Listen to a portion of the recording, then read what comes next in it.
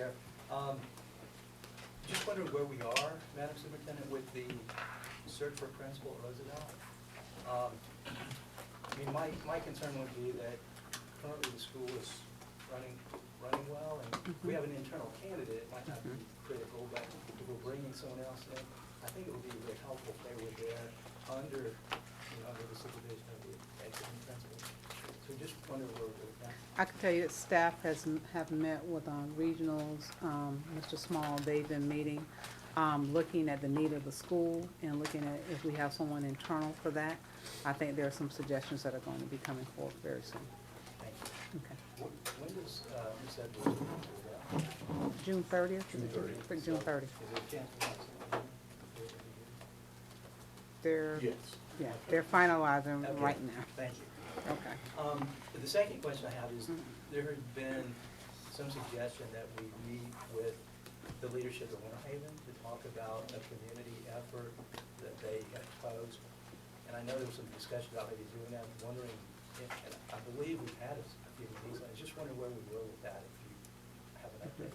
We've had several meetings that started back in December. We've been working with Winter Haven, the community, and we just had a meeting on Thursday night with the community of Winter Haven, actually looking at how can we partner and listen to their concerns and hear their concerns. And one of their main concerns was that they really, in the beginning when we first started meeting, was an area superintendent for that area, someone for that one area. So we've been looking at that and having conversations with them on that. They've asked questions regarding to that, and staff has provided information back to them. Like I said, there was a meeting that was Thursday night I felt like it was very well attended by the community of Winter Haven. I believe they're having their own meeting again on the 23rd, that they have one. And in that meeting, they're going to discuss what we discussed in the Thursday night meeting to see which direction they're going to go. And I've actually had a couple to reach out where they want to have some meetings individual, and I'll be meeting with them. The communication has been going both ways, back and forth. We've been in communication, and like I say, since December, we've had about maybe like 5 meetings.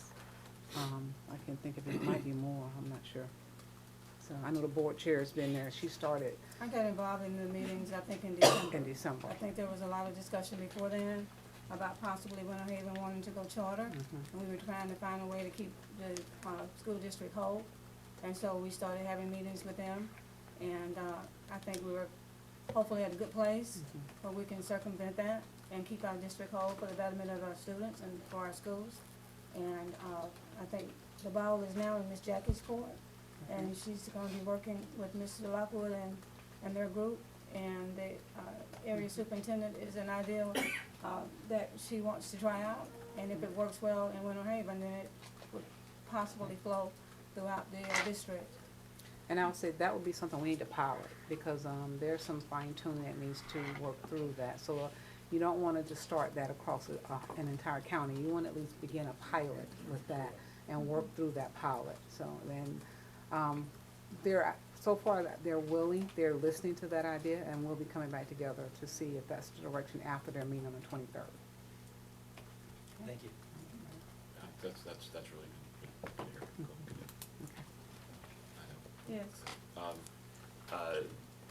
In as much as we're voting on the superintendent's contract tonight, it gives me cause to say we probably should come back and revisit Mr. Bridges' contract. Maybe set it for July work session, something like that. I mean, it doesn't sit well with me that we have a termination for convenience clause in Jackie's contract, but we don't have one in Wes's. And I just think that's something that we need to reconcile, to address. And so I would just like to have that placed on some sort of work session. It doesn't have to be immediately, but I was thinking July might be a good time to do it. And I guess the question would be, the contract has already been signed, so we're looking at changing it for future attorneys, or when it's time for his contract to be renewed the next time, or what is the intent? Well, the intent is when we discussed this in the first meeting there was a sense that this was not the correct time to discuss it. That was said several times. And there is the annual, because it's an evergreen contract, it rolls over every year, so we really should be addressing it every year. Or else it just rolls over in perpetuity. So we're not up against a deadline. I think it would be good to have a good freewheeling discussion about, do we want a school board attorney, Wes, or anyone else, who has a much more ironclad contract than our superintendent does? Do we want to have an evergreen contract when it looks like state law doesn't allow us to have those? I mean, that's all open for interpretation, but those are the kind of discussions I want to have. I think I remember Ms. Cunningham saying at the time that it would be good to revisit this later in the year, and so I'm asking to revisit it. Yes. Let me see if I understand. Yeah. I think what you're asking is we talk about it prior to when it comes before the. Right. Yes. so Right, you're not- yeah, just have a discussion about it in July, and if the board is willing to take some action, then the board will be willing to take some action, but I don't want it to be under the pressure of a deadline in October.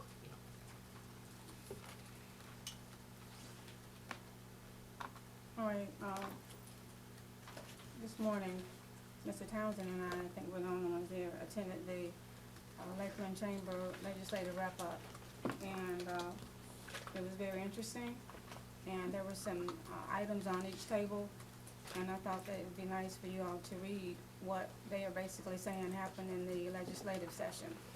And so I had Ms. Joanne to make copies for everybody. And there wasn't enough time at the end because they had already pre-planned questions before they got to the audience portion of the agenda. I think it might have been 10 minutes left. And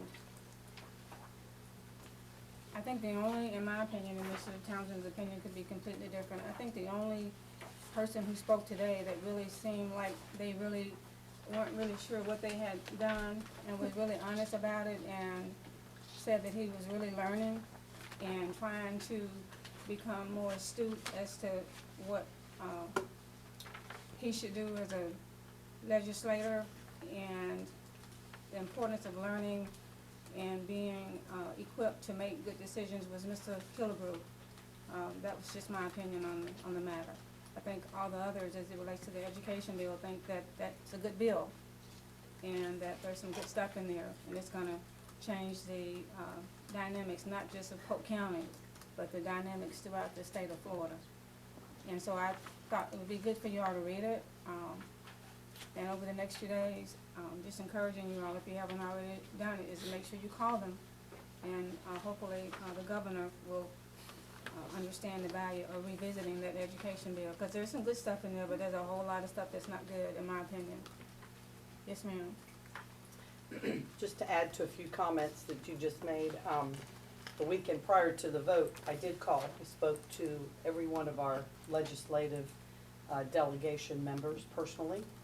And I do want to publicly commend Senator Grimsley, because after our discussion, she was the only one of our 7 who actually voted it down, because she really didn't understand going into it the implications, not only to Polk, but to Hardy County, where she serves as well.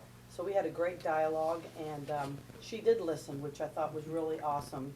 So just want to say that, and I agree with you in talking to a lot of them, and I shared this with Ms. Byrd after the fact. We are going to have to maybe do some personal one-on-one meetings with some of our legislators, because I really believe there's a lot about, if you're not in education or educational appropriations committees, it's very difficult to understand some of the language, some of the acronyms, and on and on. So I think we need to simplify what we do, which is difficult, because they all serve on their own committees going forward. So I plan on doing that with each of them when we can. And then additionally, I think from talking to each of them, after the bill had passed, both the budget and the conforming bill, the hope is that the governor is going to veto it. Did they talk about that this morning? Well, they basically, and Billy can help me if I'm wrong, Kelly, I think it was Senator Starger, basically said that he's not really looking at the meat of the bill because he thinks that they are the opinion that he thinks that that is fine, but it was some other reason why if he were to veto it, it would really not have much, against the grain as it relates to the education bill. Yeah, I mean, what she said specifically, and Ms. Fields is right, I think just on just about everything. I asked a question about what they were gonna do when the governor vetoes this, and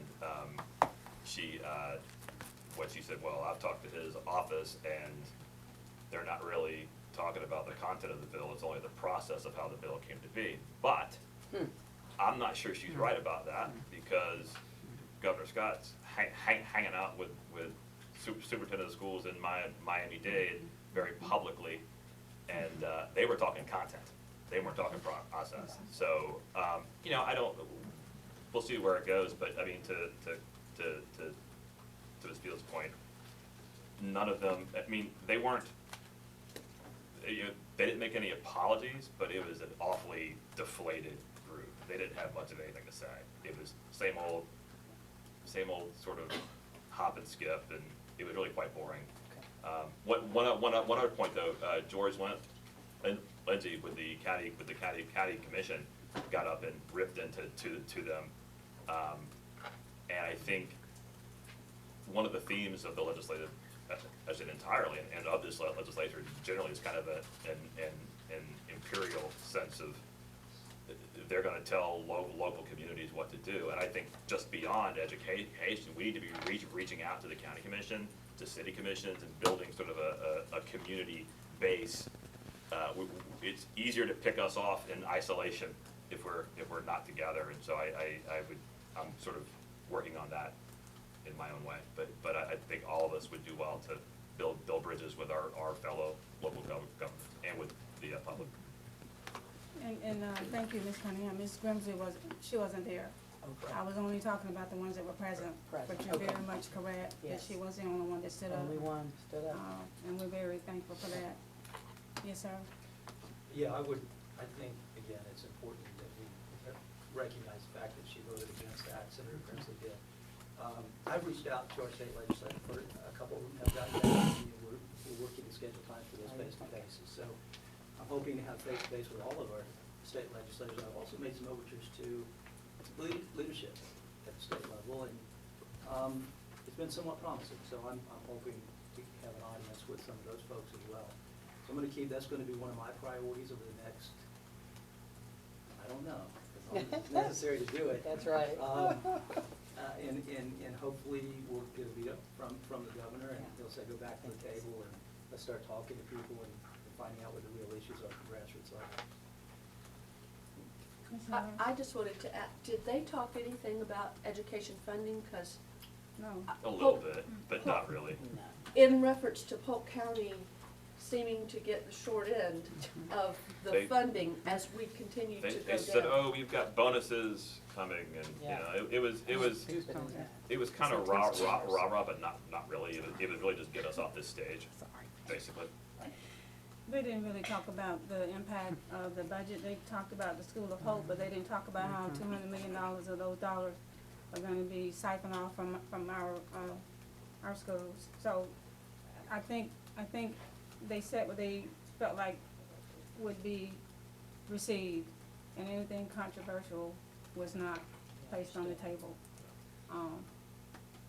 So that's where we ended, yes. And with, now that you bring up Schools of Hope, most of them didn't realize that if that goes through, that only 10 schools in the state of Florida will get that money. And it's based on how much matching money the district is willing to put into it.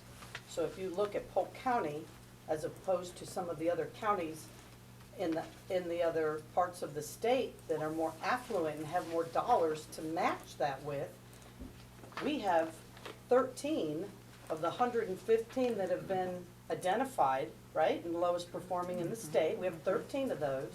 We might get one that might get those dollars allocated to them. So it's pretty eye-opening once you understand the numbers, and the Department of Education is gonna make the decision as to who gets those dollars appropriated for those, quote, schools of hope, if you will. And we may end up with none of our 13 getting them because we can't match the dollars. So, yeah, it's so sad, and so we just have to keep educating everybody as to how this is actually working. And I think that's the bottom line, educating them Yes, ma'am. and utilizing the knowledge that Wendy Dodge has, and she's very smart, and I think they would be wise to listen to her more, and receiving the information that she has pretty much vetted and knows how it's gonna impact our school district, and I don't think that they've taken advantage of her knowledge like they could have, in my opinion, just my opinion. Ms. Sullivan? I just wanted to mention, if this bill does go through, if it's not vetoed, I know we've been working hard on a community school, and we're working, Mr. Small is working very hard to get funds from the community.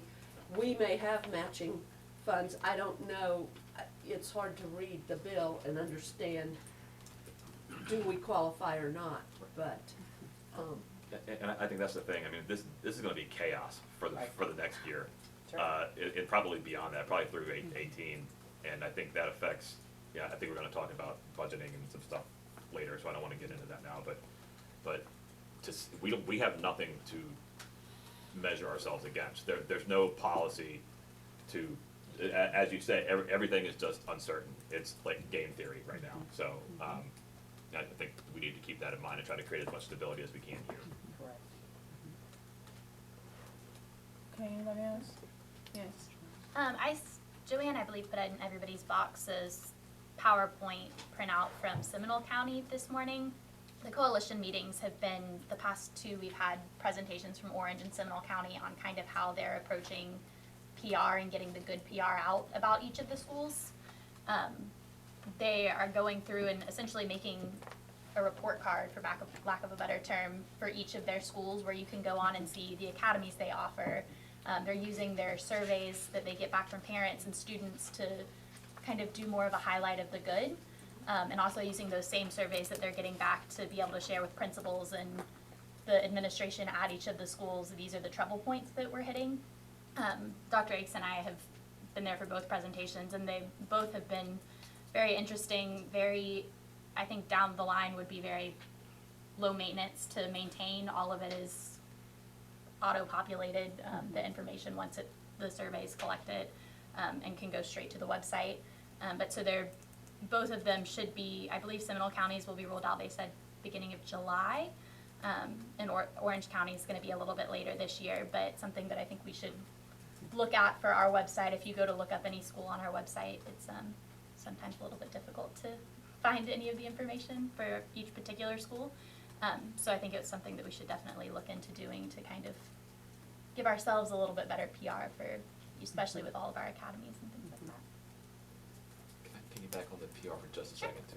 One, as we're looking to hire a new director, what we're gonna do, it occurs to me, it really should be a priority for us as a district to treat our teachers and our employees, all of our people, as key stakeholders in PR.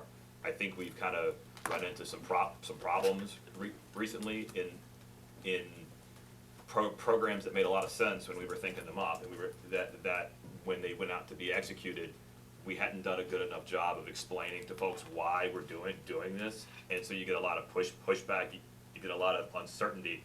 I would love for us to think of the PR function we have here as not just community facing, but internal facing as well, to the point that if Jack Aki or anyone else is having one-on-one meetings with us to discuss something that's coming up, really ought to be probably having those discussions in a wider setting as well. And There are many ways to go about doing that.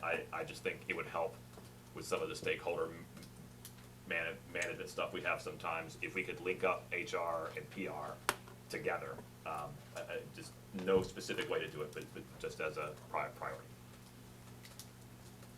Okay, I had an opportunity to meet with, George Lindsay. I wanted to talk to him about the sales tax initiative, and also we talked a little bit about concurrency. And, we talked about trying to organize, a joint meeting. We haven't had one in a while. And he said that he thought that was a good idea, so I called Melanie Bell this morning, and she is very receptive to the idea of organizing it, and she's gonna get with her assistant and connect them with Miss Joanne and come up with some possible dates that we can meet, and that will allow everyone an opportunity to present whatever items you would like to have as a part of the discussion, along with, we know that concurrency is real hot right now, and Mr. Wilson has been working behind the scene on that as well. But I just wanted to make you all aware of that, so that when Ms. Joanne sends you dates, that you all respond in a timely fashion. And also, Dr. Frejo has presented us with a proposal for the retreat that we're gonna be doing in September. And we'll be providing you all a copy of that, and then we'll have that on the agenda for the work session for the June meeting. Yes. Yes, thank you, Madam Chair.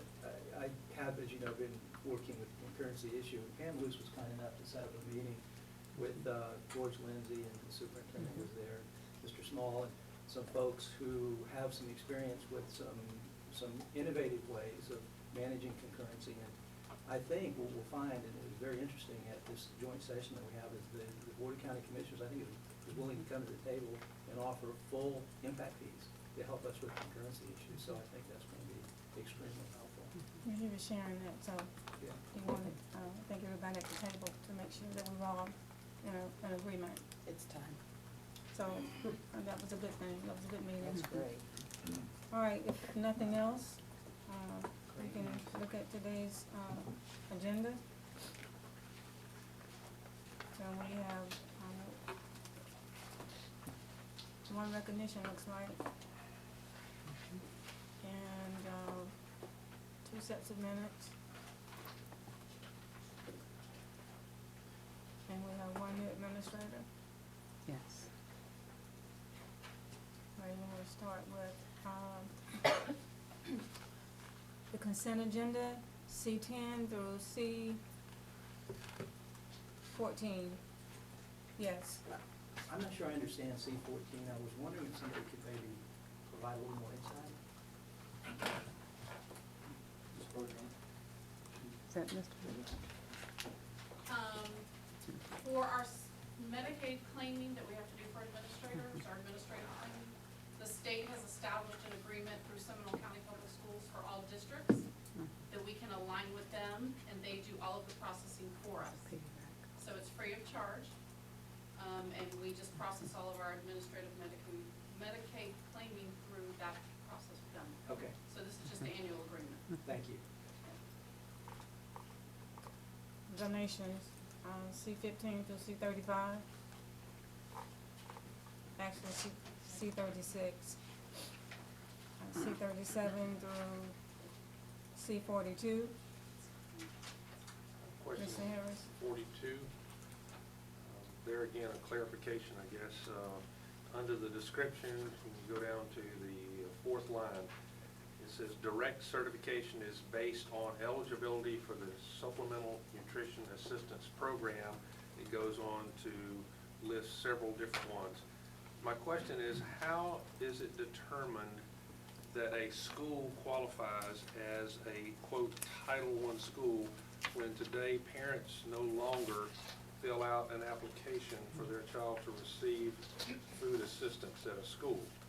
That was what was used in the past to determine whether a school qualified to be a Title I school, and it's my understanding that we have not asked parents for 5 years to tell us their economic status so that their child qualifies. And as I've said many times before, the $500,000, $250,000, the $100,000 a year family, we still feed them with public tax dollars. What is it that we use today to determine Title I criteria for a school? There would be two different ways you could go about this. One would be the free and reduced lunch application, but currently with the CEP schools, we are able to pull data in from other agencies for, are they receiving supports from other agencies? Who is receiving? The family. The family. How would you know that a family is receiving? Do we have agencies that will share their information Yes, to tell us that Joe and Susie Smith are getting assistance? Yes, sir. Yes, sir. That's the connectivity of the agencies through, that's how we're able to determine whether the family should be. And it's because of that percentage rate, then we're able to tell what the CEP number would be for them. And yet, that information does not include the families that are receiving six-figure incomes. We still feed their children with tax dollars. Yes, Correct? sir. Once a school is So you can set recognized it. as a certain percentage receiving the support, then we would apply to all schools. Including the families with six-figure This is incomes. everybody. Yes, sir. I just want the public to be aware that their tax dollars are being spent in this manner, Yes, sir. which I highly resent. As a taxpayer, that's not the role of the public school system. Yes, sir. Thank you. Yes, ma'am. Yes, on number 41, our à la carte price list, I noticed once again, we've kept it the same, and I just want to do a shout out to our folks for working so hard. I know that the cost of goods and food obviously is going up every single year, and to be able to maintain those à la carte prices for kids and families and teachers is huge. So just want to say thank you so much. It means a lot. All right, C-42 through C-46. C-47. C-48, yes. Madam Chair, could we pull that from the consent agenda, please, since it would be necessary for me to abstain voting on that? Okay. Ms. Joanne, can you do that, please? Thank you. Yes. Just quick revisit to Tim's point about community eligibility. Is there any way to tell how many six-figure households we're feeding? I mean, is there any, is there any mechanism No, for sir. that? I mean, the whole community eligibility thing might be an interesting thing to study at some point in a work session. I'm not gonna raise this thing I'm not about. sure, I agree with you totally, and I agree with what Mr. Harris is saying. Unfortunately, those federal guidelines and state guidelines are handed down for us on how we qualify. But I agree totally that it should be considered, but because of the way it's been implemented through federal and state, we're kind of bound by that. But we could do a presentation if that was on information, if that was a request from the superintendent and sheriff. Ms. Harris? But I do want to interject that it is voluntary that the district participate in that program. We could use the same process that was used prior to 5 years ago, where families fill out an application. This district has chosen to participate in this program. We are not required to. And the other thing, I asked about this, not too long ago, Mr. Harris, the other thing about it is, once you go down that road of a CEP status, you can't unring that bell.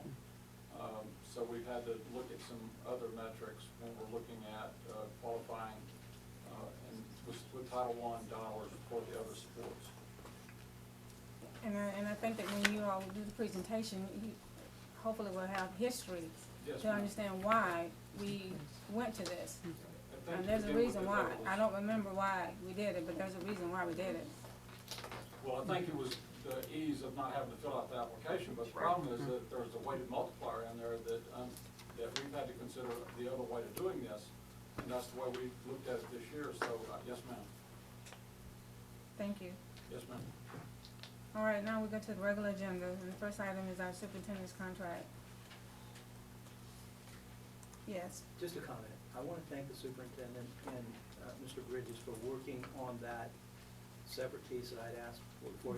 I don't see a big issue here with you, but it may be something that would be binding on a board in the future, and so I'm just glad that we were able to work that out. Thank you for doing that. That was a lot of work, going back and forth on that, so we appreciate you being appreciative of that. I am. That was a lot of work. Yeah. We should get the flowers for A that. lot of Right, back- right? a lot of back and forth. No, and I'd like to thank you for the car allowance thing, that's, I mean, this, Yeah. I mean, I mean, a lot of people don't do that, and That's right. I think that sends a good message. so. Commendable. I think that, that's, something well taken, and I think we're very blessed to have Ms. Bird. I think everybody around this table understands that, and that she does a lot and gives a lot without making a fanfare thing about it. And so we appreciate you, Ms. Jackie. Thank you, appreciate you guys. But I am gonna say, if I may, if you don't start taking some time off and I'm getting doing some it. R&R, I'm gonna write it in the contract next time. No emails after. Right 1 after, p.m. exactly, she needs to take some time off, so, anyways, I think everybody's telling the same thing, so maybe she'll listen. maybe.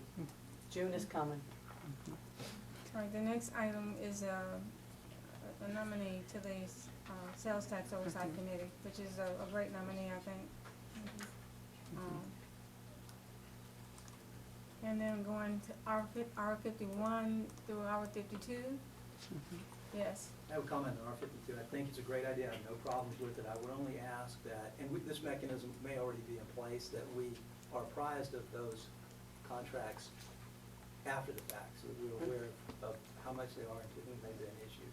And there may be a mechanism in place for that, and if there is, that's Isn't fine. it There- usually there is. quarterly? Yeah, it's quarterly. I think it's Quarterly. usually quarterly we get those it. reports. All right, moving down to, R 56 through 57.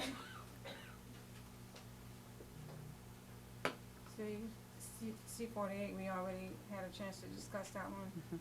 And R 59. And then, yes, ma'am. Okay, looking up at the R 53 through R 56, refinancing that COP series. I realized that it was pulled, and wondered, I seek the advice of our folks that help us with this, and I do believe that these types of things, particularly this one, is time sensitive because of interest rates being where they are. So I'm not sure, is this something that we're gonna talk about at our work session in just a few minutes, right? Yes. Okay, so that if we choose to maybe put it back on, You it can have the, be. you have the right to put We it do back have on. that right? Okay, Yes. all right, I'll reserve my comments until then, thank you. Okay. Can I also ask one thing, I'm sorry, about the emergency contract? Was there something that happened that precipitated this? I mean, was there an incident where you didn't have the power to do that and you wanted to? What prompted this? 2004. It was previous, Previous something to that. previous. And I think Mr. Perone will talk about it a little bit, but it was previous to Yeah, this. hurricane. Okay. If my memory serves me correctly, it's also because we don't meet a lot Right. during the We summer don't During the months. summer months. And it's given her authorization to do certain things. That's my understanding. That's the purpose of it. Yes. And I was just gonna say, this is something that normally we do once a year Right. to provide, historically, to Right. provide this emergency authorization. Oh, This isn't the first, this is Oh, something we okay, do. it's ongoing, okay. Yes. Right, it's Okay, ongoing. okay, sorry, I thought it was. It started many years ago in the wake of a hurricane that caused significant damage, required immediate remediation in between school board meetings. Yeah, caught us off And it guard. became acute when we went to one meeting a month. Summer. Yep. It's fine. All right. So are we gonna keep going? Yes. I just have one other comment. In one of the minutes, it indicated, we had some discussion about the swaps and so forth, and it indicated, I asked if any of the other state colleges had an exit strategy and had those swaps on the books, those derivatives on the books. And although I said that, I'm sure I did, that was a misstatement. I meant to ask about school districts. Mr. Prone understood that and answered the question correctly. Thank you for picking up on that. But I just want to clarify that I was really inquiring about other school districts. But it's not a problem. I just, it was answered correctly. The question's answered. I think Ms. Joanne can go back and correct that. All right. So are we gonna keep rolling or? Are we okay to keep going? I know we are behind. Sure. And so we're gonna go ahead and start moving through the work session agenda. And the first one up is Mr. Perone, so he can talk about the refund of the 2010A series.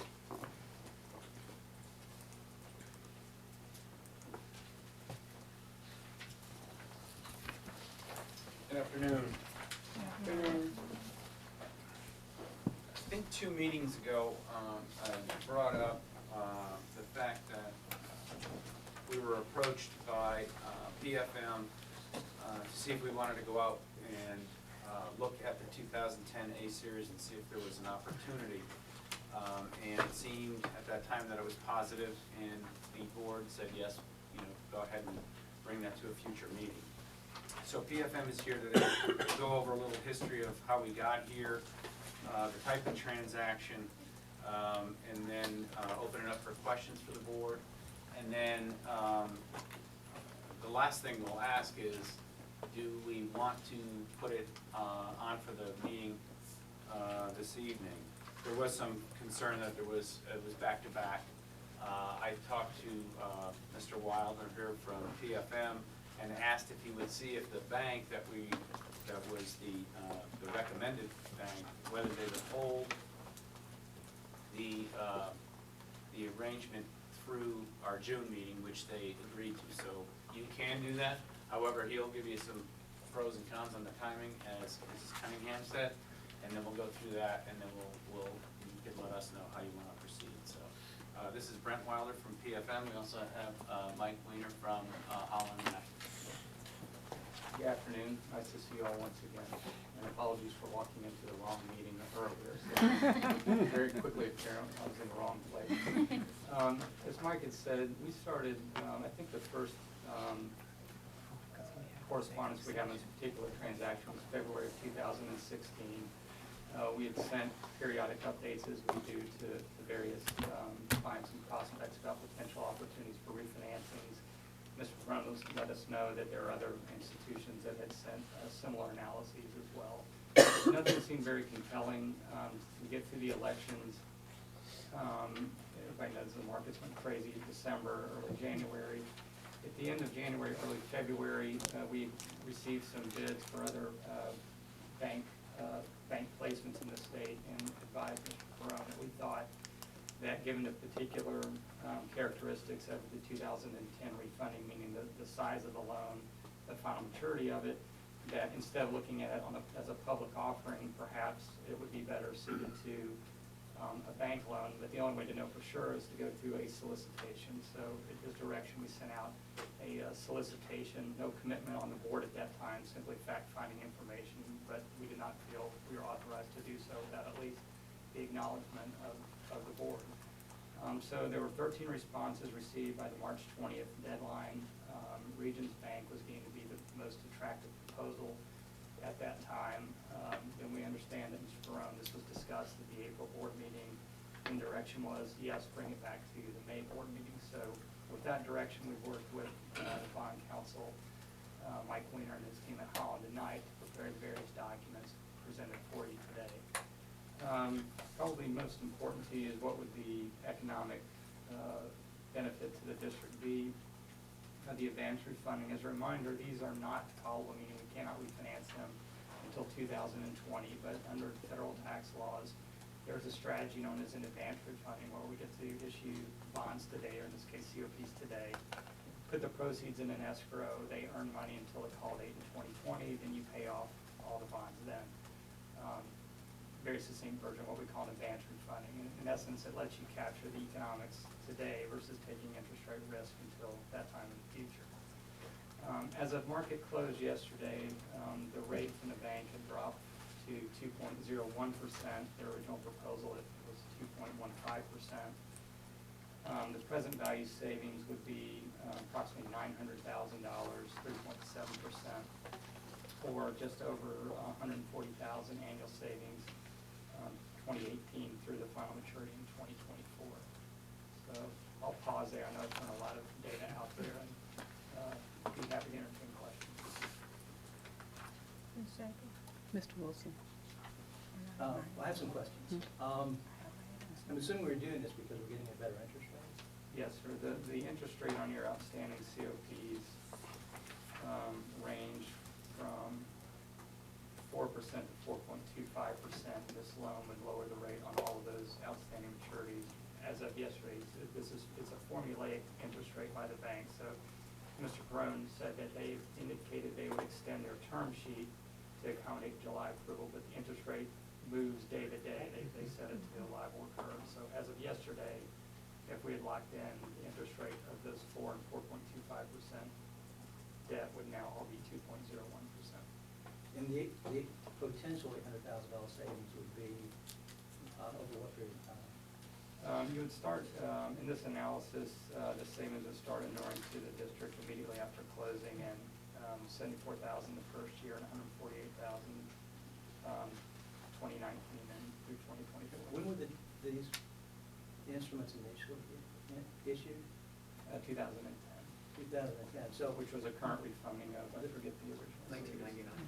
the approach you're using, the refunding approach you're using, fees, is typical when there are significant prepayment costs, right? I mean, we're not just paying these debt instruments off and refunding them. We're actually setting, it appears, we're setting up some sort of asset account to pay them off over time because of the existing prepayment costs. Is that true or no? I would answer it this way. Right now, we're precluded from doing anything until the call date, which would be January 1st, 2020. So under this, we'd be issuing new debt proceeds. The proceeds are put in an irrevocable escrow for the benefit of the 2010 security holders, the investors. At that point, they no longer have rights to any lease payments. The escrow pays them off. So on your books, the 2010s go away. So we're not doubling up with debt. Because that's a question we always get. We're issuing debt, we still have debt outstanding. Well, on your books, the 2010, the term we use is defeasance. Those are defeased. They go away. You're just left with the new debt. But that's typical of significant prepayment costs, is it not? Is that, no, not necessarily? I'm not really sure I understand the question. I'm sorry. It's a strategy to use when you're precluded from prepaying. Okay. Yes, sir. Our first call date Okay, is okay, I until understand. 2020, January 2020. So under the structure, only the bonds that are callable will be defeased. There will be some bonds that will remain outstanding or COPS. And then the bonds that become callable on January 20th will have an escrow set up to pay them off. Right. That maturity. Okay. Yeah, I understand. Thank you. Ms. Fields, and then Ms. Cunningham. I know we had discussion, I think at our last meeting about, our financial advisors. And I know that we don't have anything, signed, at this point, but I did talk to Jerry Ford, because I respect him, highly, and his, opinion, and he was very positive about this movement. He thought it would be something good for the district to do. So, I am in support of that. Ms. Cunningham. Yes, and so did I, because I've known Jerry for many years, and also discussed this whole situation, and I think it's good. And he relayed the same information to me, and that's why my question was, the timing of it ought to be where we look at possibly even putting it back on the agenda for tonight's meeting, because to me, time is of the essence. We've dropped, as you've said, just in what, did you say 2 days, from 2.15 to 2.01%? The 2.15 was their original proposal dated March 20th. Of March, okay, and we're in May, The okay. interest rates moved, All right, bounced around. but still, at 2.1, was it still 2.01 this morning? It was as of market close yesterday. It was Market not- closed yesterday. Yes, ma'am. Okay, so I think time is of the essence. I think it's a good thing. I think anytime we can take care of our debt in that way, and I like the fact that they have the opportunity with the prepayment clause, if you will, to be able to put it in escrow so that we have the money to pay it at that time. So I think all the positive things are there. So I would be in support. I would like to see us move this item back on the agenda for tonight's meeting, so that we can move forward with a potential now of over $900,000 in savings. Ms. Sellers. Okay, so the interest rate of whenever we sign this will be, if we sign it tonight, tomorrow? How does that work? They got to Yeah, close. well, the resolution, Yeah. mind if I leave? What will be before you are 2 resolutions. and they're identical to what we've done in all the other transactions. What's different about this one is that the rate isn't known until we tell the bank that we're ready to lock. And so under the resolution, you'll be delegating authority to lock the interest rate as long as certain parameters are met. And one of those parameters is a savings target of at least 3% of the refunded bond. So there has to be a savings of at least 3%. And according to Brent's numbers today, you're over that 3%. But if the market were to move and you would have less than 3% savings, then there wouldn't be authority to move forward. So it's a delegated award like we would do in other circumstances like this. Well, but my question is, will this happen tomorrow? If it were on, Whenever they can close. if we voted on it tonight? Whenever they can close. Well, so we How may, does that work? How much time will it be between the time we sign? How does that work? yeah, so once the resolution is passed, then there's the authority, I think, between Brent and Mike, at that point, they would decide when it's the correct time to pull the trigger on that. And then from there, we would have 45 days with the bank to close. So we'd be looking to actually fund the escrow sometime at the end of June, assuming that we were to lock in the rate within the next couple of days. Right, so we'd lock in the rate, and then, Right. then there'd be a closing process based on that rate afterwards. Just like So, the house. so it wouldn't matter what happens to the rate Right. after we lock. So, I mean, is that correct? It doesn't matter what happens to the rate after we lock in the rate?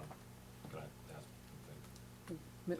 Ms. Hillis, were you? Oh, well, I think she was at- just, think she was. I wanted to, because it wasn't the percentage rate that was locked in.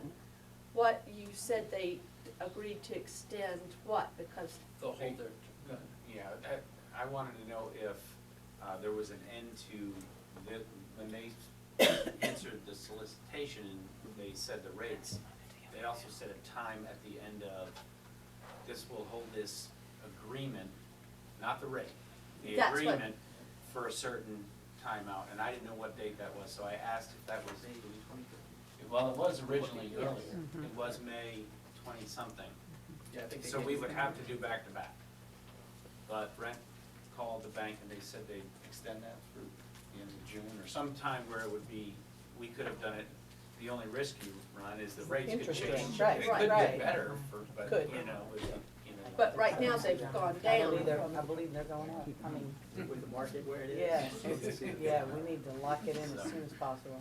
Okay, well, that was, but you can lock the rate in before the June. The rate will be locked in, and then June. We would well, do we would tomorrow, have to, probably. but only if you authorize tonight. Tonight, Yeah, Couldn't do that's it if right. we- That's what I was asking, when you would lock it in if we We did would, it if the tonight. board took Do a resolution. action to move forward tonight, we would expect, hopefully by the end of the week, there's some orchestrating with the bank and our colleagues that handle the escrow securities to make sure that all the bidding certificates and all that are in place. Because they have to be synchronized where we don't separate until the escrow is purchased to protect the district.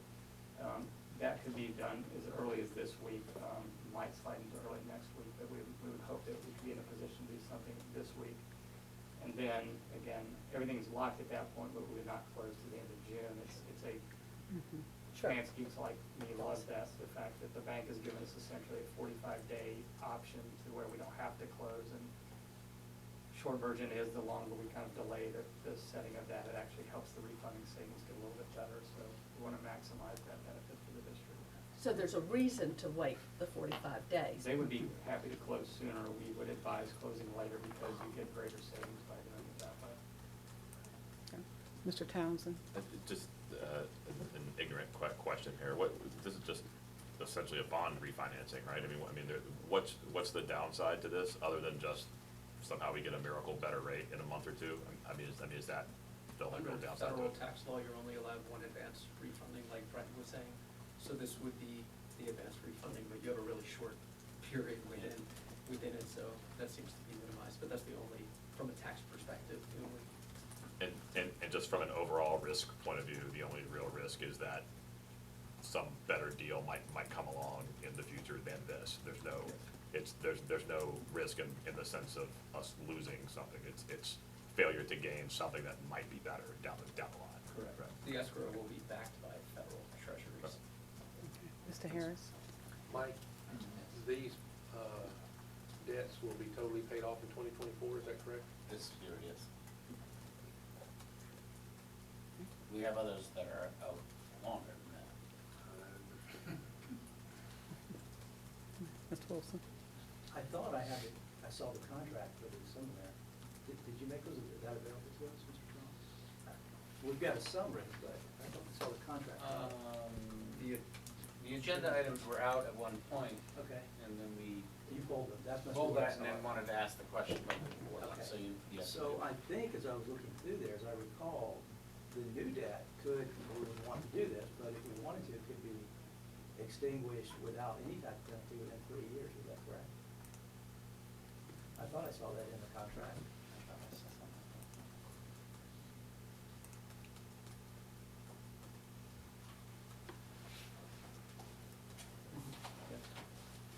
Very good. Yeah, I mean, that's the best of all worlds. So, Ms. Cunningham? do we need then consensus to put it on the agenda this evening? Do we have consensus to go back? Can you- Have to put it back? Everybody? Anybody opposed? We like money. Okay. Absolutely. Joanne, you please move it back. Thank you. Okay, any other questions on the refunding? Thank you. The next one, we will have, will be the teacher lead money.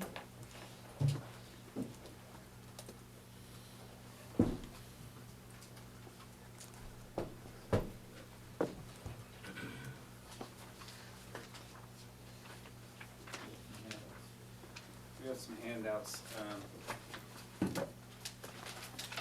you.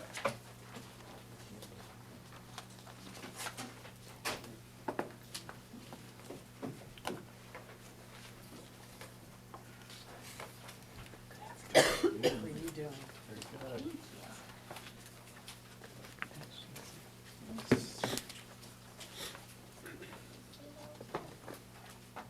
And while Jason's passing that out, I'm just gonna go ahead and say they're gonna, after they do teacher leave, they'll just stay and just go right into the budget.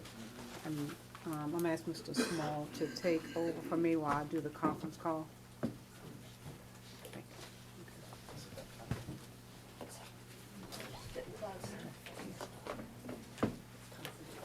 So we have the teacher lead, supply assistance funds. This was a hot topic over the fall. So Mr. Pitts is gonna go through the process and the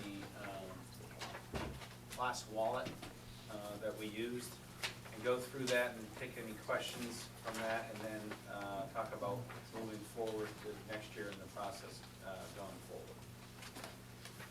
Okay, yes, over the last year, we've discussed the teacher lead process, and also the vendor that we chose, Class Wallet, to help us with that process this year.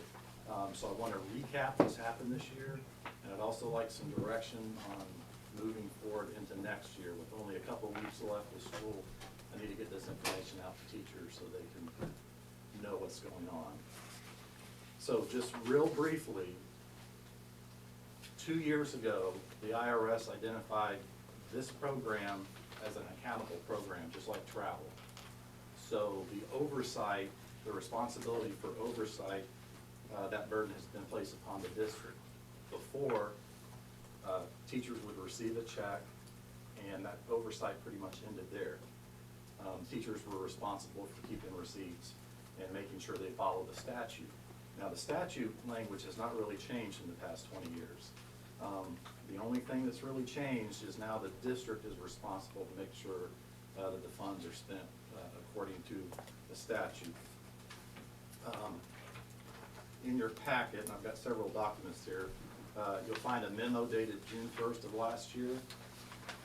At the top of that memo is an excerpt of the statute that describes that the funds used by the teachers are to purchase classroom materials and supplies for the public school students assigned to them, and may not use to use to purchase equipment, and shall be used to supplement the materials and supplies otherwise available to classroom teachers. So it's clear as mud here on what teachers can buy.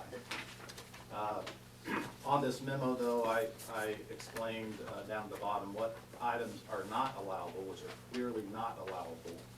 Many times teachers want a list of what they can buy, but that is almost unlimited.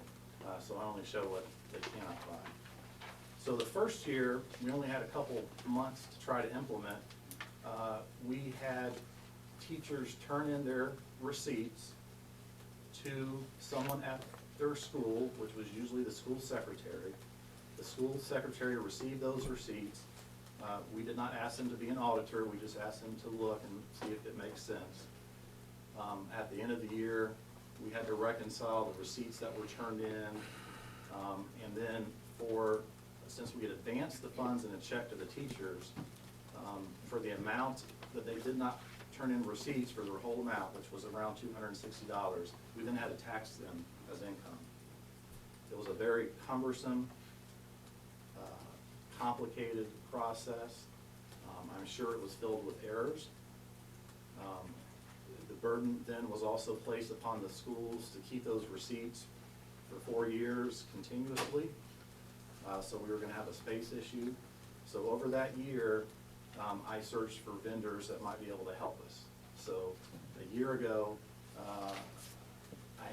more than a year ago, I began the process, the talks with Class Wallet.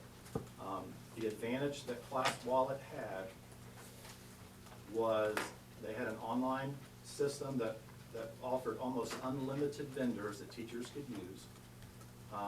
Teachers would have an account, they wouldn't have to spend their own money out of pocket, they would use this account.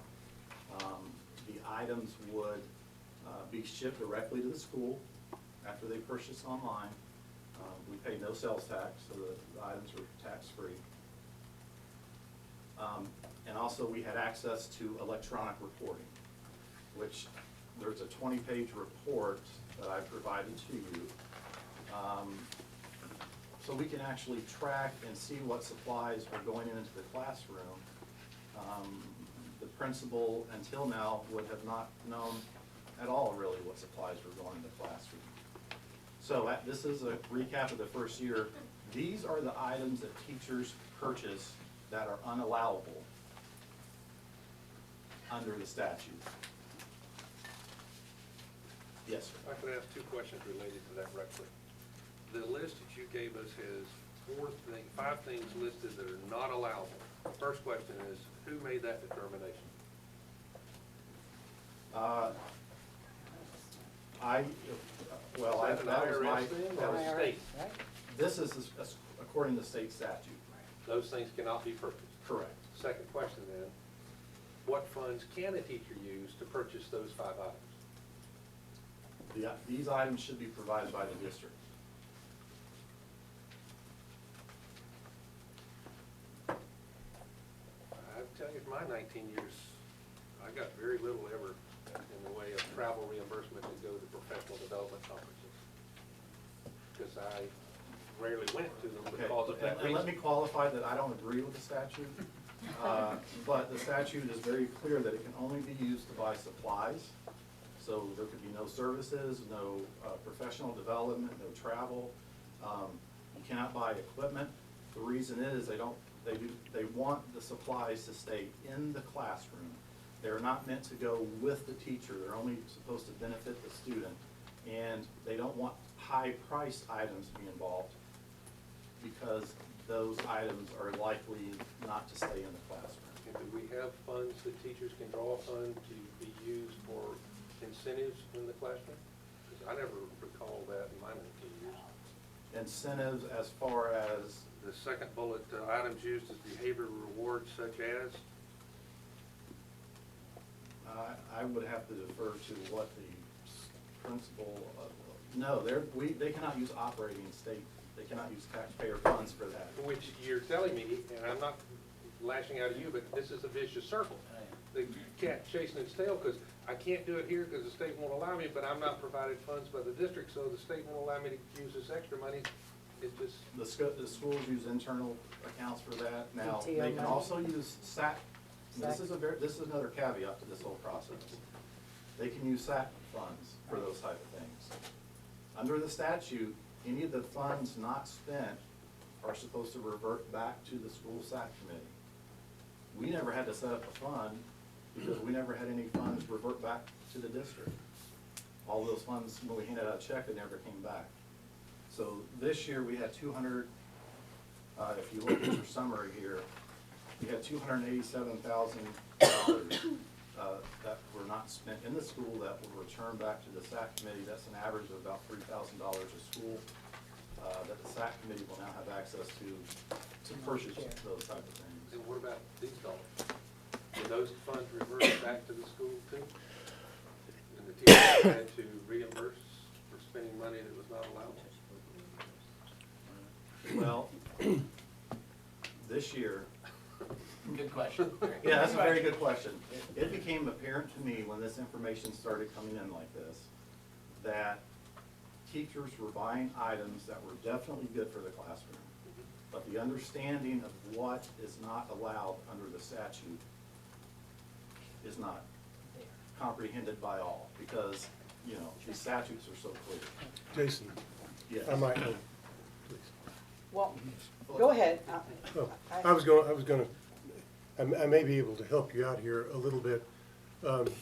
This statute, when Jason says I don't agree with the statute, this is not a user-friendly statute, and I want to give you the context for this. The law says each classroom teacher must sign a statement acknowledging receipt of the funds, keep receipts for no less than 4 years, to show that funds expended meet the requirements of this section, and return any unused funds. Any unused funds go to the school advisory committee, blah, blah, blah. The next paragraph, here's what the teacher has to sign. If you don't use Class Wallet, and I know there are people who don't like it, but here's what the teacher has to sign and agree to.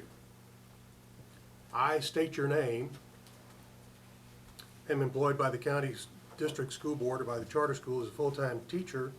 I acknowledge that Florida Teachers Classroom Supply Assistant Program funds are appropriated by the legislature for the sole purpose of purchasing classroom materials and supplies to be used in the instruction of students assigned to me. In accepting custody of these funds, I agree to keep the receipts for all expenditures for no less than 4 years. I understand that if I do not keep the receipts, it will be my personal responsibility to pay any federal taxes due on these funds. Guess who gets to track that? I also agree to return any unexpended funds to the district school board at the end of the regular school year for deposit into the school advisory council account of the school where I was employed at the time I received the funds, or for deposit into the Florida Teachers Classroom Supply Assistance Program account of the school district in which the charter school is sponsored as applicable. Those are the accounting responsibilities that are placed on the teacher. How you account for the taxes is another issue, but that is a huge undertaking. How many teachers do we have? Yes, well, 5,500 that qualified for the program. 5,500 people having to maintain receipts for 4 years with those accountability provisions. That is the difficulty of this statute, and I understand the displeasure of teachers who with Class Wallet, but if you don't use that or some product like it, these are the accounting problems that are presented. Sorry, Jason. And also, practically speaking, not everybody can go online. You and I have talked, you know, and get the materials that they need. 2 examples is a science teacher in a classroom. My husband needs potatoes to be able to show the kids how electricity works in a science lab, right? That's considered food. So is he gonna turn that receipt in? No, take a chance, he will not. Number 1. And number 2, when you've got certain art classes that require a certain type of venue, they were not as part of what was allowable. So it becomes an issue, and we talked, and I know that they can go to, you know, the principal at the school and try to get funds in a different way, but it just makes it a real pain in the butt. My point being, as we all go through this with our legislators, once again, this is really ridiculous. It's beyond ridiculous. Whatever happened to saying, I'm gonna give you $264, go do what you gotta do with it and make it work in your classes, because oftentimes the teachers spend way more than $264 a year in a classroom. This is ridiculous. And why make it 260, whatever it is, it's so stupid. To me, why don't you just make it $250 or $265 or something normal? I really don't understand it, and I'm venting. Jason, I respect you and all that you've done. I'm just so angry that we have to go through all of this for people that we trust, Because if I don't trust you as a teacher with $264, you ought not to be in my classroom. I mean, not the administrator or us on the board, but the state. So I just want to remind everybody, you know, and talk to Miss Wendy for next year, this is a biggie to me, because I've seen how it's been done, and most of these people, to the tune of several $100s, will simply go and buy what they need to impact their kids in that classroom, particularly the art folks that I've spoken to, because they want the kids to learn. They're like, I'm not dealing with the other. So I just don't think it's fair. Not that life is fair, but that's one of the top priorities on my list. But Can I answer Mr. Harris's question? You asked about what was gonna happen to this list. yes. Now, let me also So say mad. that this list is only for the items over $35. I did not get into food items, candy Okay, items, okay. the incentive items that were still involved. This is just items over $35. So, the senior staff looked at this to wonder what we were gonna do. I mean, this has been such a poor PR issue, let me just say that. I mean, the teachers this year, I personally did not feel like, because of their lack of understanding of the statute, when it was apparent that 99% of these items were bought in good faith to help out the classroom, that we were gonna ask them to pay this back. So what we asked the principals to do was to go in, make sure these items were in the classroom and that they had value. For the items that did not, we would ask the teacher to pay those funds back. There were only about 15 or 20 items that we will recoup the funds back. And you'll see when you look through, there were some gift cards, some clothes, and items that were bought. I felt like I could defend this against the statute for this 1 year. This would be a good learning process for the teachers to tell them if they purchase these next year, they will have to pay it back. But we essentially made a executive decision, for lack of a better term, to give a grace of this 1 year, hoping, my prayer was that the statute would change before we had to go into next year. That did not. No, they had other things to do. Yeah, there you go. More Yes. important. Well, I think in partially answering Mrs. Cunningham's question about why can't we just give them $264? If we do that, it becomes a taxable event, and then the school district has to pick up Sure. the social security part of it, which Yeah, I think we understand that. determined is rather significant. It would be nice if the federal government would change the law and just say, okay, you can get $264. Or $250 even. Or $250 or 50 whatever. and be done with it. Per teacher, but that's, it's, you know, I know they said this before, it's IRS regulation that we keep those records, unfortunately, that's the unfortunate reality. Jason, before Class Wallet entered, we know you didn't have gray hair, so we we appreciate your sacrifice and your service. The point that I want to make is kind of an issue for Wendy and a proposal, if you will. I would surmise that if we ask these teachers, would you be willing to take a $200 raise in exchange for having absolutely no strings and no paperwork required? I bet you almost every one of them would say yes. Just give me the $200 as a bonus for the year, Or whatever it and is. leave me alone, and I don't have to do $250. any kind Yeah. of record keeping. And we, as a And be state, done. understand that this $200 additional bonus is in place of the lead money and Correct. for the benefit of you who go and spend your own personal funds for the classroom. Those of us who've been teachers, we all did it, some more than others.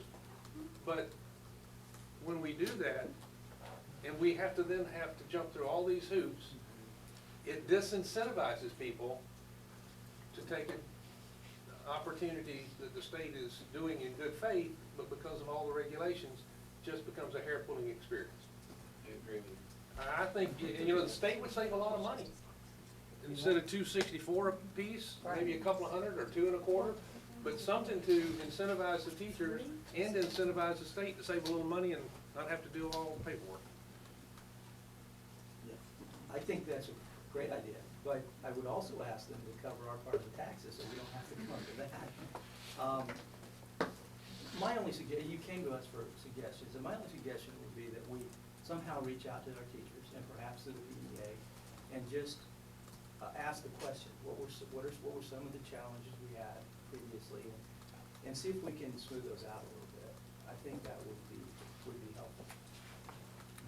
Mr. Townsend? Yeah, I mean, I think we have to operationalize, so we have to do some operational questions here about how we're gonna get through the next year. So, I was interested in the whole SAC committee reversion thing. Could we just give this to the SAC committees and bypass the teachers entirely? So, last year, that was a suggestion of a lot of teachers, was just tax me and give me it's about $200 Then we have after that taxes. on top of that, right? However, I discussed that with the DOE, and their response was that if the legislature wanted you to do that, they would have written it that way. That's not what the legislature intended. So, I think you may have misunderstood what I said. I was talking about the SAC committees. Like if the money reverts. I know, Rich, I think you'd have to the get teacher 100% can- buy-in from. The teacher can, when we say, here's your funds to use, they can say, I don't want it, just give it to my SAC committee. And they will they be taxed on it? No? Nope, No, no, because it doesn't That's go the to new, them. that's the And nice there thing are, about. there's no restrictions. I mean, with these SAC, when the money goes to the SAC, they're the most unrestricted funds That's the way to go. available. So, So you gotta get buy-in from all well, the hang on, let's, I mean, we have to operationalize it again. So that's what And we had several do that this year. one of the things we heard a lot was, why can't we just do gift cards? And I think some districts did do gift cards, didn't they, of some sort? Didn't Orange County do? Instead of giving them cash or a check, they put it on a debit card. Right. Why would that not work? What's the downside to that? We can do the debit card. You still gotta have. But you still have to But you- have. but you still have to keep track of the receipts. This was, Takes the receipt, the class wallet uploads the receipts and it's done, so you don't have to worry about. We have it then where Jason can go review everything that was purchased. With those debit cards, you don't have that. the other districts are not overseeing this from the standpoint that we are as far as what the IRS expects. They are just not able to do, I mean, because none of the districts have funds that add staff to their business office. I mean, I included what a receipt looks like. Okay, so teachers had the option to go through Class Wallet, or they could upload receipts, which then went to the principal to approve. And these were actually two of the better looking examples. But as you can tell from these receipts, you can't make heads or tails of what they're buying. So we had what's bought in these receipts this is only what's bought through Class Wallet, not what was bought through the receipts, so. So, other districts are accepting a certain amount of risk and lack of oversight by giving the cards to the folks and saying it's a question of honor, basically. You do it. Still have to have the receipt. What the ones that would honestly tell me what they were doing, they were collecting the receipts like we did pretty much last year, but they would audit 5% of the receipts.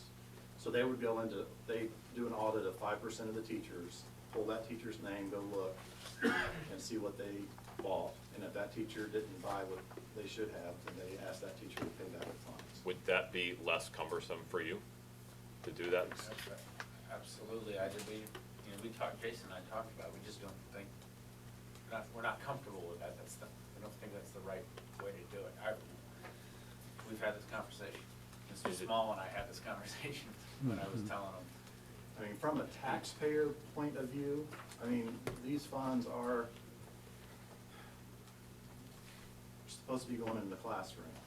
I mean, that's one thing that I always try to consider as my job as a finance person is taxpayer funds. These are totally taxpayer funds, so we also have that responsibility of ensuring the funds are used according to statute. Okay. I think, Sarah. Beth- My question- What kind of, one last thing, one thing we do need, whatever we do, right now, Jason, you can't be the PR person for this again this year. We need to have other Jason, I'm sorry, John, can we please have a designated PR person whose job it is to take questions or complaints or whatever and work with Jason here to address those issues? I mean, I think you would have literally saved a lot of sleep if you had had a person assigned to this to help you. So I would urge that we do that, whatever we do. I think that when we decide what we're gonna do, then we'll put a plan together to launch that Yeah, out. that, I think the idea or the recommendation to work with the teachers and the PEA will help. I know we heard a lot of negative. I personally ask teachers when I see them, and they said it's the easiest thing they've used, so much easier than the year before. Right. So there are a lot of positives, we don't hear a lot of that. Right. I mean, I think it depends on what your experience And is. so I think sending it out and getting whatever those issues are, I think we could work. I mean, I don't, sorry, go ahead. No. Were you? do you Well, I have was just another- gonna say, I mean, Ariane's here. I mean, is it completely inappropriate for her to say 3 words on, I mean, I think we I'm need to, informal. let's figure out what we're gonna do, and then then we can move together with a plan on how we roll that out. But I think that's a consideration we need to make. Sarah? My question was pretty much the same as Billy's, is what would be, if we were to just go the rack of SAC or something like that, how much buy-in would we have to get from, would it be every teacher saying, I want to, is there a way that we could encourage that of our, I mean, I feel like if teachers realize more that that was an option and we can then let SAC handle distributing the funds, that. I would caution that the district does not make it seem like they're being forced to do that. But for the ones that decide not to, we still have to have a system in place to track the receipts. Could you allow us to find out if that is through DOE, if that's an option? If every teacher in a Absolutely. class, in a building said that, and then include that in our survey or question, option, would that be an option that you would consider versus class wall, and now knowing the steps that we all have to go through, the teachers and staff and mean, I would principals just and think the if- secretaries and everyone. If we can release that money to SAC and let that be per school, that it would take the burden off of you guys quite a bit, that. There's gonna be probably pros and cons. Some teachers probably like to buy what they, then they wouldn't have that freedom to get what they want for their classroom, like Mrs. Cunningham was saying. Because they're all different, potatoes or something Right. different in their classroom, we get, yes, sir. Well, just maybe a follow-up question on that is that, in the instance of teachers, like Ms. Cunningham is mentioning, could they forfeit that $250 and then the SAC could designate that $250 back to that teacher? Yes, sir, and that's what I That's was suggesting to the teachers that would come to me and say, I have this item that I need for my classroom, but So- it's unallowable. So that could take care of all your art and your outlier Right, all of the items. folks. Yes, sir. So I think we need to, You still have an IRS issue in that. I mean, that's just circumventing the process, that's still an IRS problem. If every teacher got the same amount. I don't think. No, it because is. if we're giving it to No. SAC, we don't have any Correct. responsibility Oh, from you the do. IRS, You'll is just what see they're it's- saying. You absolutely do. It's just, Or you're just PTO. circumventing a process. But in other words, if there was an audit and it was determined that every teacher got the same amount they would have gotten previously, that's gonna be an IRS issue. I'm just saying. So If we look into- Ms. Sellers? When you went back to what other districts did, that was my question about the IRS. Were they accepting that the district just audited 5% of the teachers? Because I understood a district got hammered with this. That's what initiated this was 2 years ago, the IRS, maybe 3 years ago, the IRS was auditing another district for payroll. And they had, saw these payments running through their payroll system. And that's how that teacher leave system got audited then. And that's when the IRS ruled that this is an accountable program, just like travel. That's what initiated all the districts changing, so they did not face an IRS issue. And I have not heard that the IRS has audited, or this has been an issue since then. I think they're banking that they won't have an IRS audit. That's what, but if we, if we did, we would be in a mess. Is But that will it- not? We'd be in a lot better shape than others. Not now, but if we went to that sort of Oh, accounting. yes, yes. But If it's you're- also a potential target for an Auditor General audit, which could then trigger an IRS audit. So we could get a double whammy on that. Ms. Cunningham, and then Mr. Townsend. Two things. After the initial time when this was rolled out, if you will, I know there were a lot of complaints. I know I dealt with a lot of emails and a lot of folks at the time. But I must say, once everybody kind of got used to using it and did it, it was like it's not as bad. I think the only comment I hear still today is the charge, the $1 per upload and that sort of thing. It's like it's taking money out of, quote, my classroom. You know, if you look at the receipt you sent us, a lot of stuff is at the dollar store for $1. So that was kind of, so well, if you save them and do them all together, then it's a one-time hit and whatever. So that's the only issue I'm still hearing. That's it. And then secondly, I would like to suggest that are you coming forward today to say to us, you'd like to continue this? Are you coming to say, should we explore other options? Where do you want us, I'm not sure.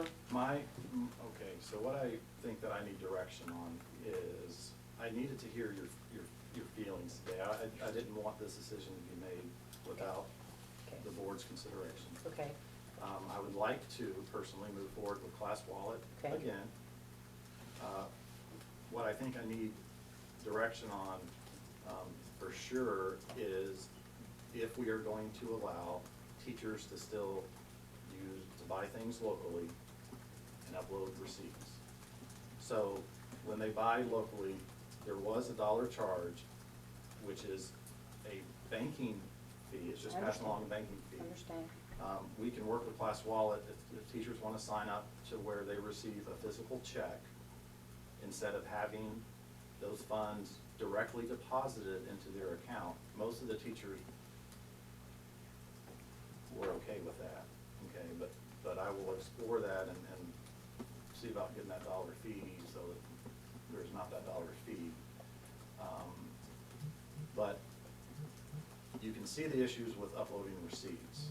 And it kind of goes against the whole reason we would move to Class Wallet as far as being able, so I kind of needed to let teachers, the reason I need to let teachers know if they can still buy this summer and turn in receipts for next year. Got it. If we decide to just go with Class Wallet only, where they only buy online, they will not be able to start until they return until September, because under statute, it says it's where you're at on September 1st.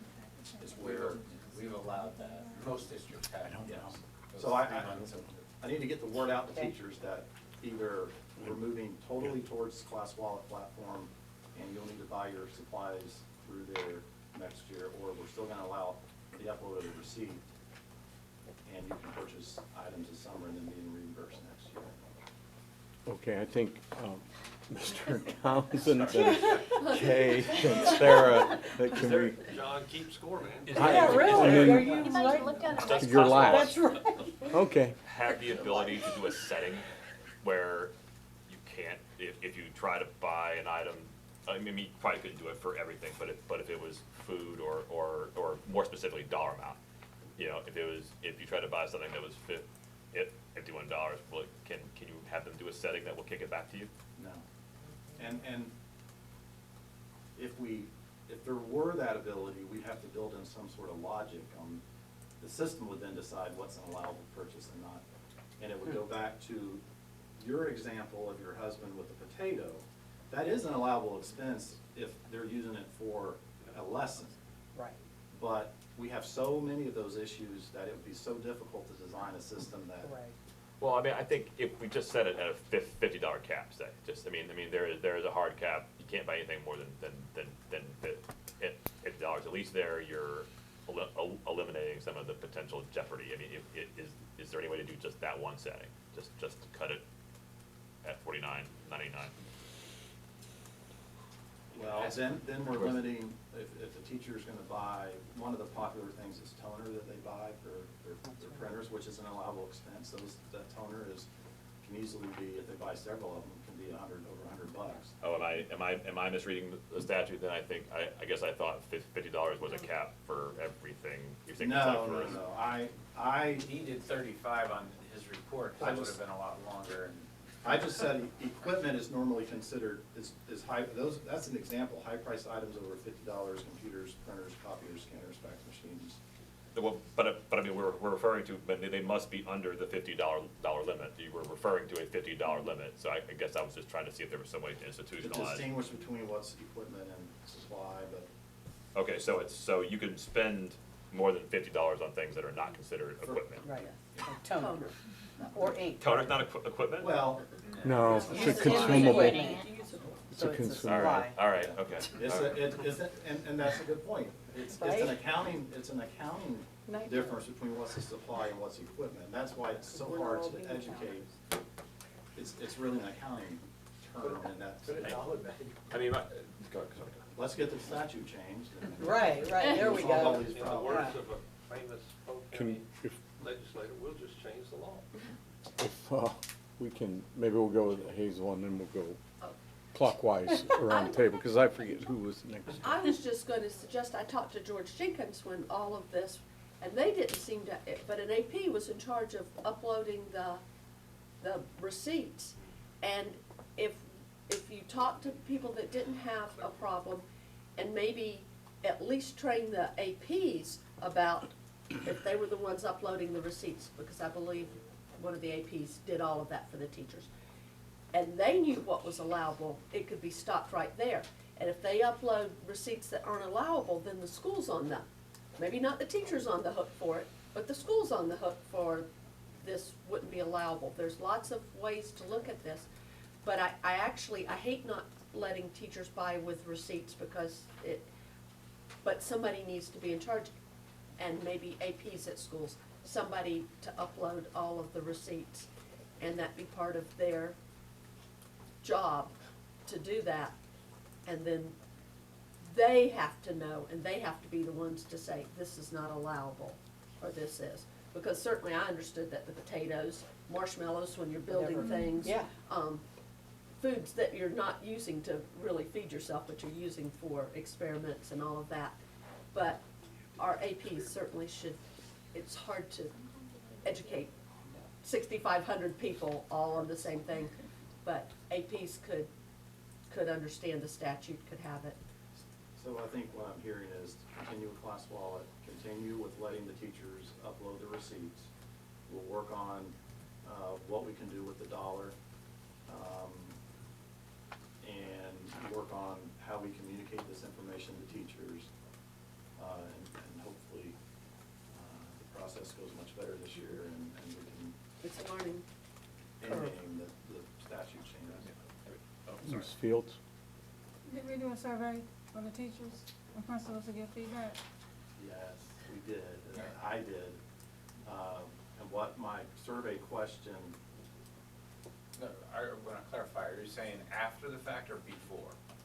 Before we're having this discussion.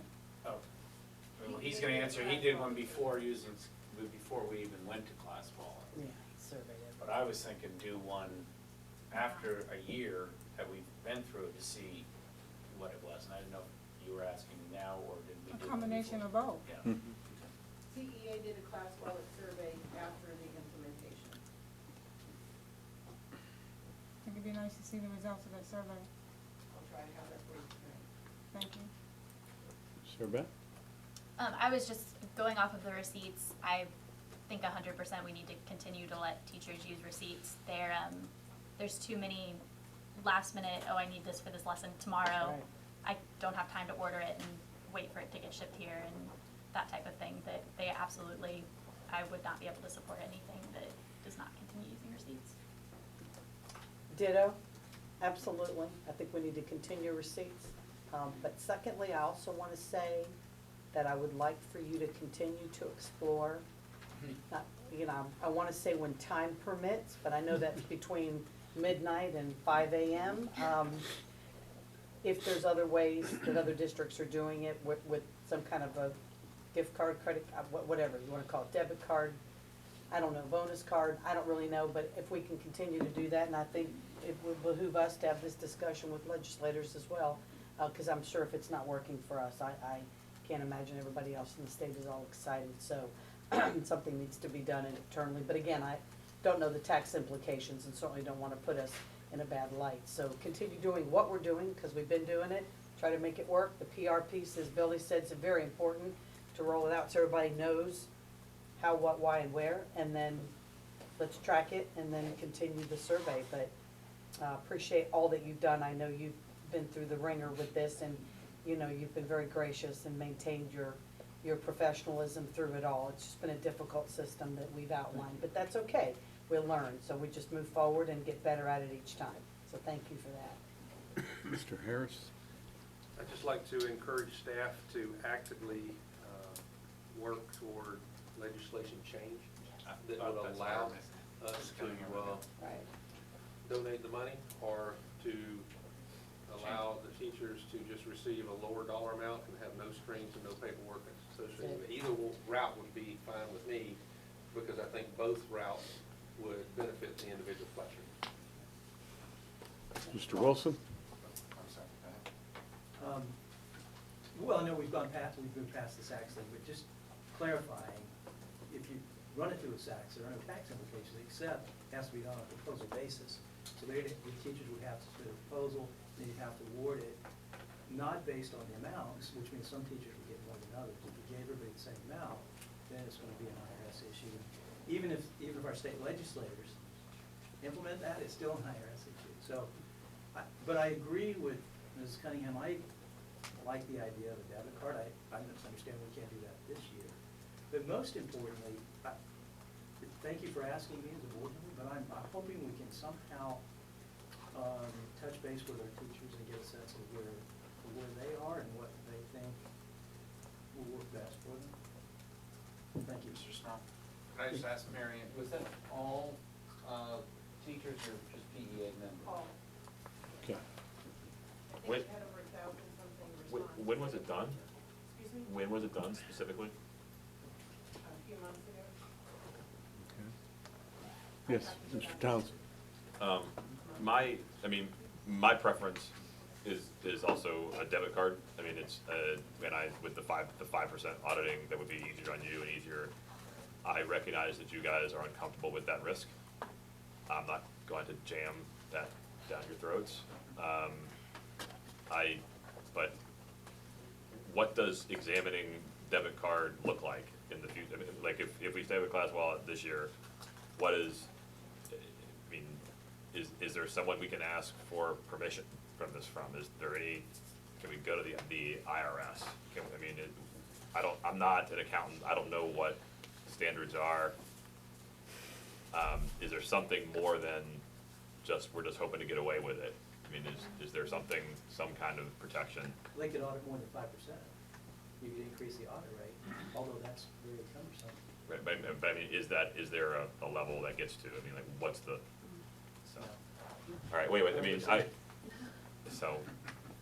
mean, that's, my preference is to go to debit card, but if we can't go to debit card, we're gonna stay with Class Wallet. Let's make sure that we produce a very easy to understand document that gets circulated to every school that says, here are your options, teacher. 1, use Class Wallet, think stuff will get shipped to you. 2, buy your stuff at the dollar store, upload here. If you have a question about your dollar, call this person. 3, give it to your SAC committee, or, I mean, let's put that very, very prominently displayed. Let's make sure everybody sees that. That's the one thing I would just insist on, if possible. Ms. Reynolds? I think going off to what Mr. Townsend said, making sure that we have a couple teachers that are helping write that, just because I think the the language of an accountant is a little bit different probably than the language of a teacher. So just making sure that it's understandable, not in the language that someone who is not an accountant would understand. They try to use me for that. I just have one Hazel. question. How many dollar charges were there? What was the total amount for our district? How much did teachers altogether pay for those upload charges? If you look at the summary, the item is reimbursement fees, $1,956. So Could we pay What? that?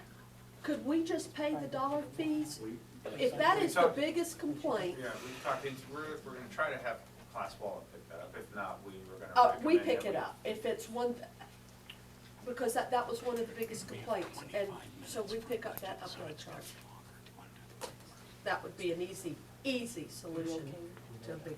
yeah, we did. $1,956 was the total amount. That was, Pick it up. We think. that was deducted We from think we the. can get it through Class Wallet if we go there first, if not. It's the concept, just. I understand It rubs some people the wrong way. I get it. So we pick it up. We didn't have any idea what that number was. I understand first year, but that would be I think And that would Class be. Wallet has been fantastic. They have, I hate that their name has kind of been associated with the teacher lead program, you know. I know that the big four districts, are currently in talks with Class Wallet. So at the beginning of next year, we'll see who decides. Currently, 3 other districts have signed on with them this year. Small, but, okay. Okay, so I'm gonna ask, Mike and Jason are here, the next item on the budget, or on the agenda is the budget, but do we wanna take a 10-minute break before we start that? We've been going. Okay, so let's resume back at 2:45. We'll talk about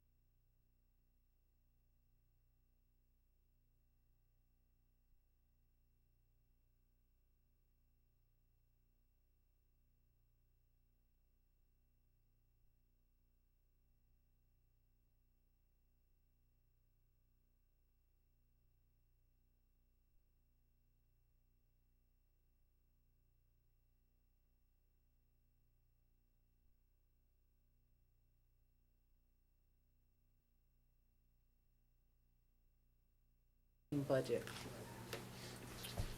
Okay. So you have a one-page document that we updated since we last met. If you recall, we had 3 columns, the House, the Senate, and a kind of a halfway point between that. Unfortunately, those 2 columns that were on the far right are no longer on this sheet because they're not a reality. And it became the House budget, very similar to the one we showed, and so that's the only column we're showing here. But I'm gonna walk through the sheet and kind of project out what we're seeing for next year's budget and looking at the end of next year. If we're okay with what we have here, we will then bring the staffing plans to you in June, which will incorporate all the majority of our revenue for projected expense. So if you look at the sheet, the fund balance didn't change, the projected fund balance moving forward. Our 2016-2017 revenue is $727 million. Unfortunately, the next line, the new revenue, is only $2,393,756 from last year to this year. Most of that if not all of it, was growth of the 400 and some odd 57 FTE that were up. So we're looking at total 2017-18 revenue of $729.7 million. We then take our transfers in of 28.3, and we're saying that we're gonna have a total of estimated available revenue of $794 million. We're projecting that our 16-17 budgeted, our budget will be $770 million. And then we have some items that we talked to you about at the last meeting, and we've added a few, taken some off, so I want to just make sure we go through. These are things that are going to affect new items for this year's budget that will affect the outcome and the final expenditures come next year at this time. So, as I said, we had 400 some odd student and growth in our projections. So we have to assume an expense towards those costs of those students coming in. And the method we use is how many teaching units we would have to add with those 400 some odd students. Now, this is kind of tough because we don't know where those students are coming from or where they're going to fall. And if they're, excuse me, spread out throughout the district, sometimes you don't realize that expense. We've had this conversation at a previous meeting about students coming in little packages of 18, 22, and 25. If they all come in one school, you would have a huge expense in adding staff. So we put 1.2 million in there for new units that would have to come in due to the growth. We've asked the departments to reduce their operating budgets by 3%, and that would net us 780. So you'll see one's a cost and one is a savings on those two. We have, on the next line, we have had an increase in McKay scholarships every year. It continues to grow. We've used the average over the last 3 or 4 years of what we've increased. That will probably increase again, estimating 1.1 million in McKay scholarships. The school operating increase, again, it's not a lot, but it is what we would send out to the schools because we do a per pupil expenditure for operating expenses. Unfortunately, again, we had an FRS 4.4% increase, which is going to cost, it's going to be an additional expense of 1.4 million. Probably the worst news about the budget in the last week or so was what's going to happen with our Title I funding. And so we have a great deal of funding that we used from Title I to help the top schools. And from Dr. Akes and Ms. Long, we're probably not going to be able to use those Title I funds again for those schools in the second year. We have expenses for them and some other ones coming online. So we have put in 4.1 million to continue the support that those schools have been getting. The next is the health insurance. We saw in March or April our health plan and the number of days in reserve. So we're setting aside 2.4 to assist in trying to get us back to striving to get to that 60-day balance in the health plan. With all those, we're looking at 2017-18 estimated expense budget of $779,073,000. If that occurs, we will end with a fund balance. We will have a budgeted fund balance of 14.9, just under 15 million. And that would mean we would start the year with a budgeted fund balance of 2.05. We know that we have lapse every year. This is again not lapse, we're not budgeting the lapse. We're estimating that we would achieve will lapse throughout the year of roughly 15 million. That's been about the average over the last 3 or 4 years. If that materializes, our fund balance, the actual fund balance on June 30, 2018 would be 29.9, and a fund balance of 3, which equates to a fund balance of 3.77. We've talked a number of times at this time of year with the capital transfer that we have been taking in the past to support the general fund. We have not done that the last 2 years. I had to put this in here to bring us back to a 5% actual fund balance. Mr. Harris is shaking his head because we thought 7, so I know where we're going, but this is the only way I can see right now in order to get us back to a 5% and this is projected. And so we put that there, and we need to discuss it, I know, but that would bring the fund balance to 38.3 million, and again, 5% fund balance. So we'll open it up for questions, I think, and then. Mr. Wilson? So with this budget, it looks like there's a 3% cut from each department.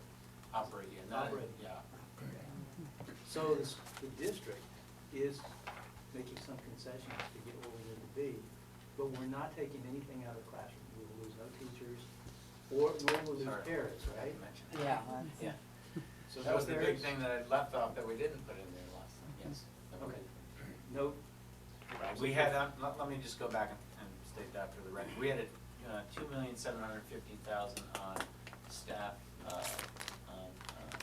reductions to school. And we have removed that as a savings, and that the superintendent has directed that there will be no reductions in that area.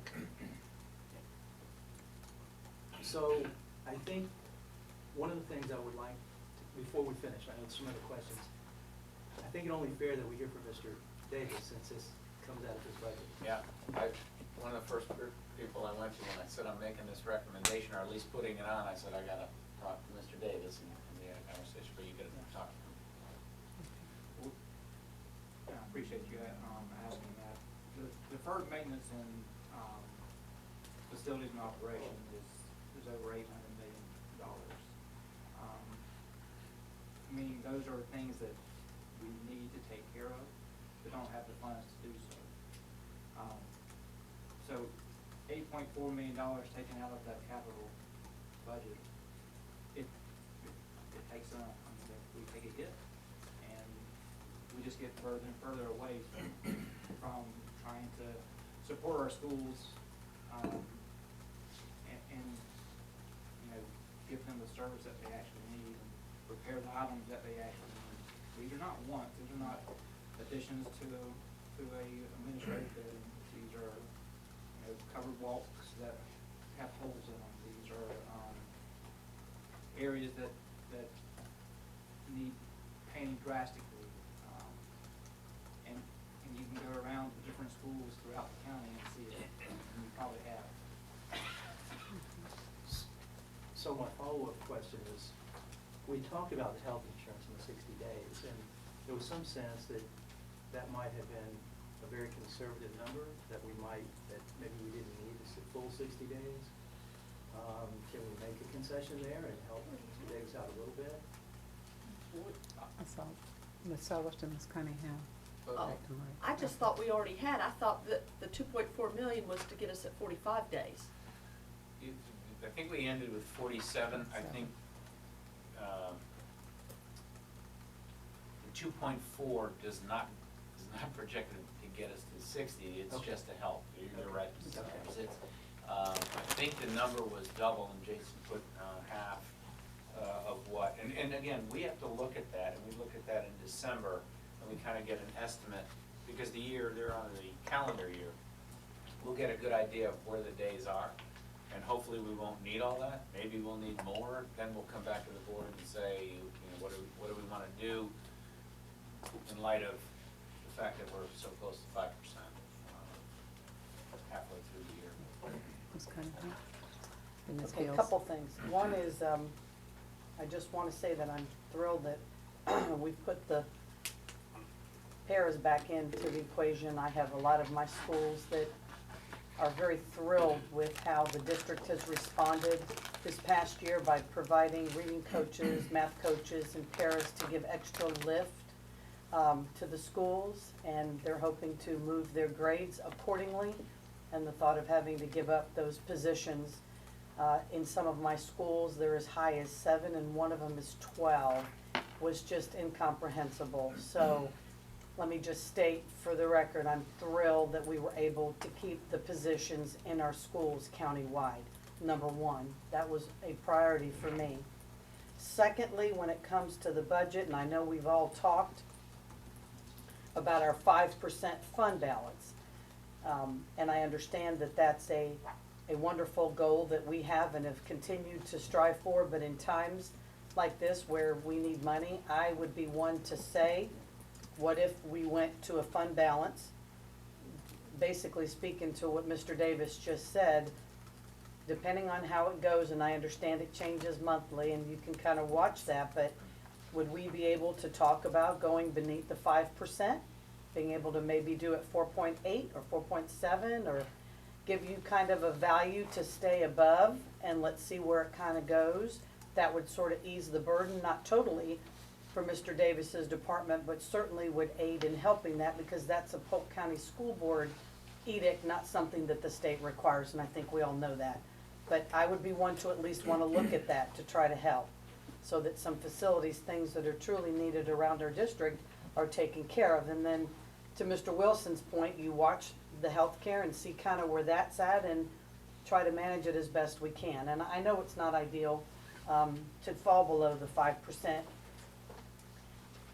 but we've made some concessions in the fact that we're being able to keep the lift in personnel that we've provided around the system, and something's got to give. So that would be my thought, is to talk about reducing that fund balance this year and see where we land. So, Ms. Fields, then Ms. Sellers, take the opportunity. I have a couple of questions here on the turnaround monies. The legislators are saying we're really not losing money, that the Title I money is being redirected. And so my question is, and I don't know if you would answer it or if Ms. Kim would answer it. I'm gonna defer, but yeah. Is, if the money is there and just basically being redirected, why can't those monies be used for the turnaround schools? Do you have that answer, Ms. Kim? Title I? No, that would be Dr. Ace or Dr. Longer. I'm sorry. Yeah, okay, Dr. Longer could answer more in depth, but the funds are being redirected to the school. Kind of goes back to a little back to the issue that Mr. Harris brought up about the percentages and the rates with the free and reduced. Okay, so we're going to need to push a lot more staff money toward the Title I schools, but you can't compensate enough to where that you can pay for at one of our turnaround schools for the stipend that would be needed. So you take one school that would need $1 million to counterbalance that. You can't get enough of the money out there to actually pay for that. We looked at being able to do that, but we can't do that. So the only way we've been able to look at it and financially be able to do it would be to do like Mr. Perron is recommending there. And I think that really needs to be clear. Yes, ma'am, that's. Because that's not what's being said in the public. And how the Title I monies is being redirected to the classroom makes it sound like it's hunky-dory. And, you know, while it might be good in some respect, we're looking at a 4 million? A hole Yes, that we ma'am. got to try to fill. That we were, in one way or another, required by the state board to put in Correct. place. Correct. So it's another unfunded mandate, and then they restricted the way you can utilize your funds. The Title I itself, that's 4 million is really costing and affecting that overall fund balance for us, absolutely. And then the other thing that I'll just say is that, Ms. Jackie, you can correct me if I'm wrong, keeping everybody whole is only for the upcoming year. We can't make any promises for the following year, because we don't know, we might be back in this place again or worse. That is for the 17-18 So I just wanna make sure that school everybody year. understands that. That's correct. I saw Mr. Harris, Ms. Townsend, then Ms. Sellers. I think Ms. Siller. Ms. Sellers, I'm sorry, I lost count again. I wanted to remind, I'm looking at this, at the beginning of the year, we're going to we're going to put a budget out. We're taking 15 million as lapse, and that's 1.72% of that 5% fund balance. At the beginning of the year, do we subtract that? Or are we gonna start out the year with a 3.28% if we take the capital transfer? Does that make sense? Even with the capital transfer, I'm saying at the beginning of the year, we're only gonna start with a 3.28% because 1.72 is lapse, which we don't have at the beginning of the year. Right, so Is we're that gonna- right? We're gonna have under 5% budgeted fund balance to begin the year. Well, The 15. 3.28% is what it looks like it is. Am I miscalculating? No, that's probably, So we start out at the beginning of the year with a 3.28%. I don't know how much lower we can go at the beginning of the year with that fund balance. Hopefully lapse, which means we're hoping that we can't fill our positions, which I hate, because we can't afford to fill our positions when we're using $15 million of lapse as our fund balance, if that makes sense. I have a heartache with that, but I'm willing to do it. But to go below 3.28% of real fund balance, because that's shaky fund balance to me, the lapse, especially at the beginning of the year. How can we go below 3.28%? I'm not sure the state's gonna let us use 15 million at the beginning when we've budgeted it for the positions we need. Mr. Harrison, Mr. Townsend. First of all, an observation and a reflection to how others have done it in the past. There is a way to give employees a raise. Our peers in Hillsborough County have done this numerous times, and that is take a different tack than Polk County has taken. For many years, we have said as a district, we're not gonna lay people off. And then we turn around and say, but we don't have any money to give raises. And then in Hillsborough County, they'll lay 400 people off, and they'll give raises. Employees have to choose which medicine they would rather swallow. Because we could give raises if we had fewer people to give it to. Secondly, we're self-insured on property insurance for the first X million dollars. That X million dollars would come out of reserves. In other words, the fund balance. What is the amount of money on property insurance that we are self-insured on the front end? Because when that next hurricane or tornado rips through, we're gonna have to write the check, and it will be coming out of fund balance. And we've had 2 or 3 tornadoes rip through. We've had 3 hurricanes come through in 1 year. I don't recall the number, but I know that there is a substantial number of dollars that we are self-insured on the front end on property insurance. uninsured. Uninsured. We self-insure, in other words, on the front end before the insurance I'll have to policy get that we have kicks in. But that right there is a huge risk for our reserve funds, or fund balance as we call it.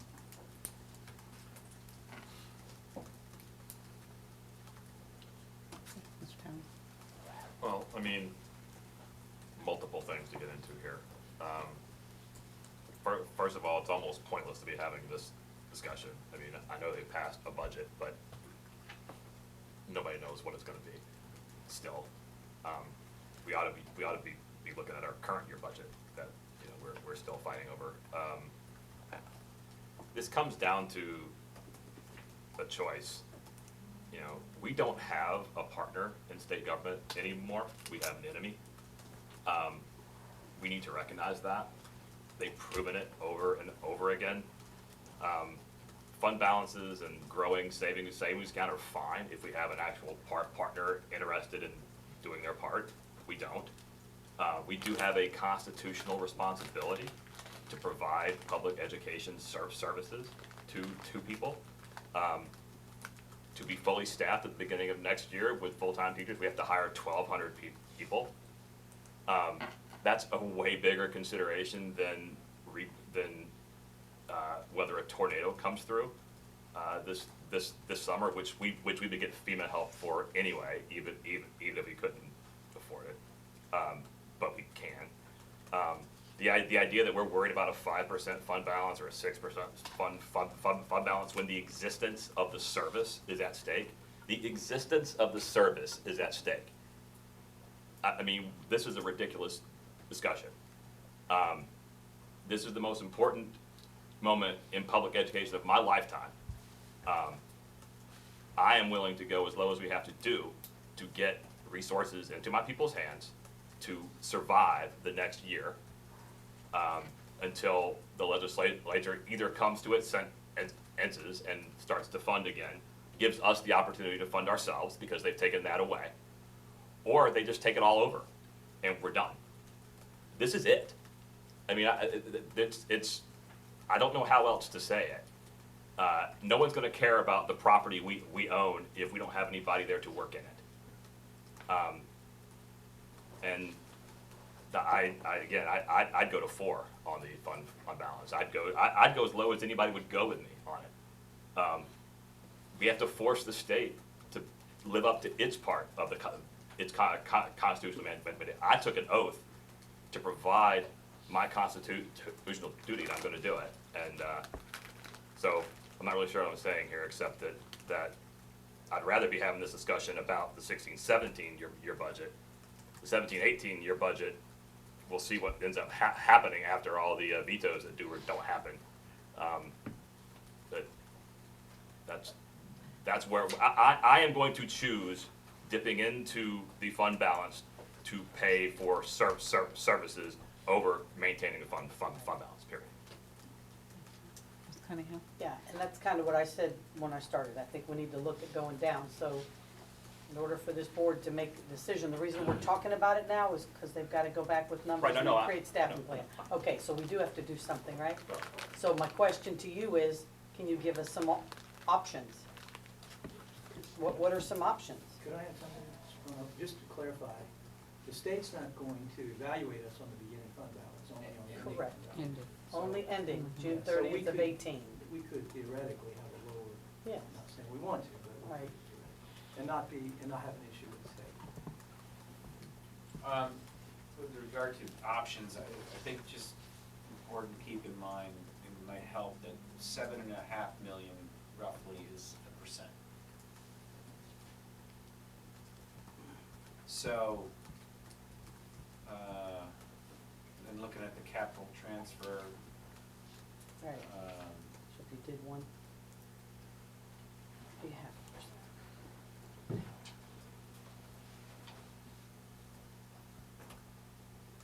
I do have a question. If we were to go, as we're talking, let's say, pick a number, 4.5, just for talking.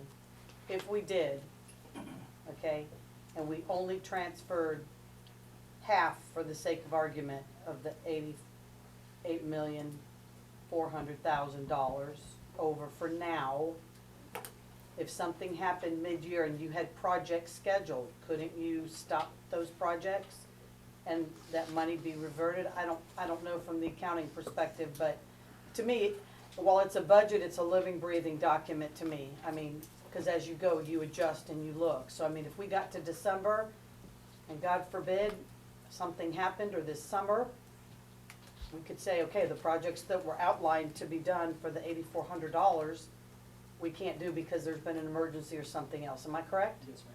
We can't put those on hold. And from So an there's- accounting standpoint. Yes, sir. When we run the ad during the summer of what we're gonna use our LCI, we will publish that we're gonna use 8.4, up to 8.4. Okay, we'll go ahead and put that in the ad. Even though we may use it all and we may not transfer any of it over, but that allows us to have the option to transfer. Have the flexibility. Into the general fund if That's- needed. Ms. Sellers? If, I understand now what you're saying, because if you didn't transfer the capital, that would put us at a 4% fund balance, even using the lapse, and we'd be really low during the year. But if we needed to,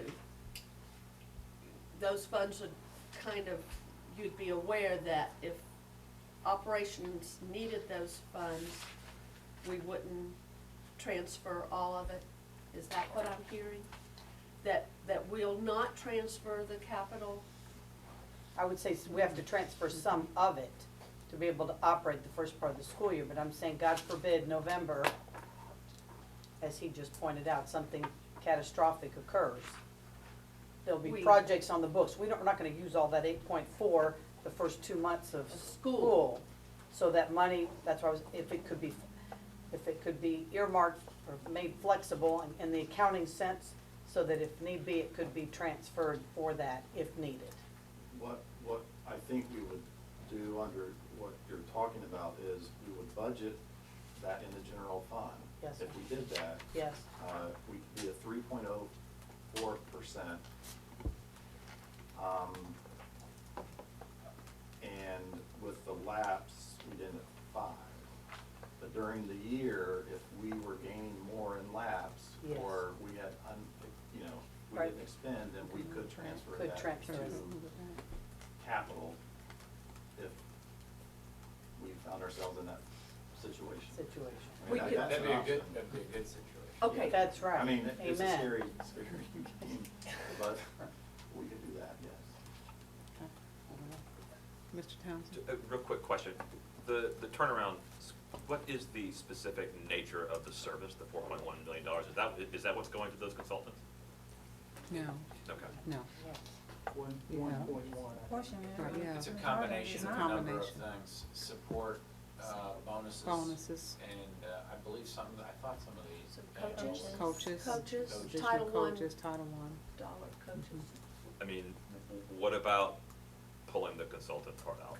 I mean, like, if that's 1.1, I know there was Yeah, some, well, that was one of the requirements. That was one of the requirements. well, they require lots and lots of things. What will they punish us for?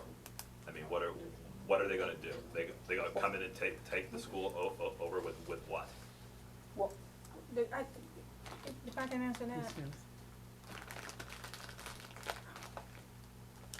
I don't think we should put Miss Jackie in that place again. She's already been there. And I think that, we agreed to do this as a board, I'm sorry, before you came on, and that you didn't have input.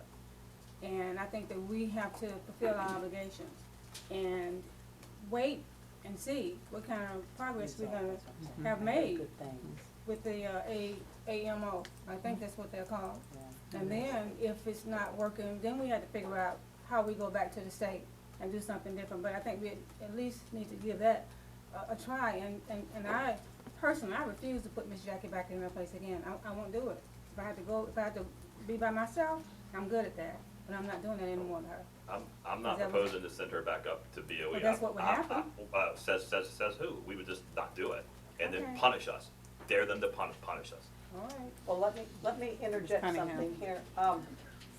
I have one school that's one of the 5 targeted, and then I have 3 right behind them. And that's- And from talking to my administrators and teachers at those 4 schools, they said that these folks that are doing They're amazing. incredible things to help them. They're doing. if they're That's what I'm happy- hearing, and I was even asked if we actually, if this one school that's in the 8 behind them does well this year, if there's any way they could keep this individual, because I guess he's done so much in working with the staff and folks there. So just from a operational standpoint, I'm hearing great things, whereas sometimes, you know how you hear, people go, really, why are we spending this kind of money? But my 4 have been thrilled, so for what it's worth, I don't know about the rest of you, if y'all have had those conversations. I've had some not as good feedback. Really? Okay. Pardon? As have I, although I don't want to go back on our mistake, I'm not for that. But I've not had, You're not having, I'm not oh, hearing. I'm having good stuff too, so I guess Are it you? depends. It depends on the school. on who? perhaps. Yeah, On and who the who, person is, who the probably. person is that's being staffed. I'm gonna scratch that. I'll retreat from the result. Mr. Wilson? My preference would be to use half of the 8.4 million. Yeah. And And then if it becomes an issue later in the year, put it back in. The one thing I'm a little concerned about is lapse occurs, it happens, it's gonna happen, it happens everywhere, it's a fact of life. We probably don't want to encourage it. We want to fill those seats if we possibly can. So, to the extent that we're looking forward to that as a, kind of a saving grace, we want to be a little careful about that because that could, in somebody's mind, say, if I'm still in that position right now. Right, no, So, don't wanna do that. we don't wanna do that, but, so I would recommend the 4.2, I think that's kind of what Ms. Cunningham had in mind, and then if we need it later in the year, we can go back to it.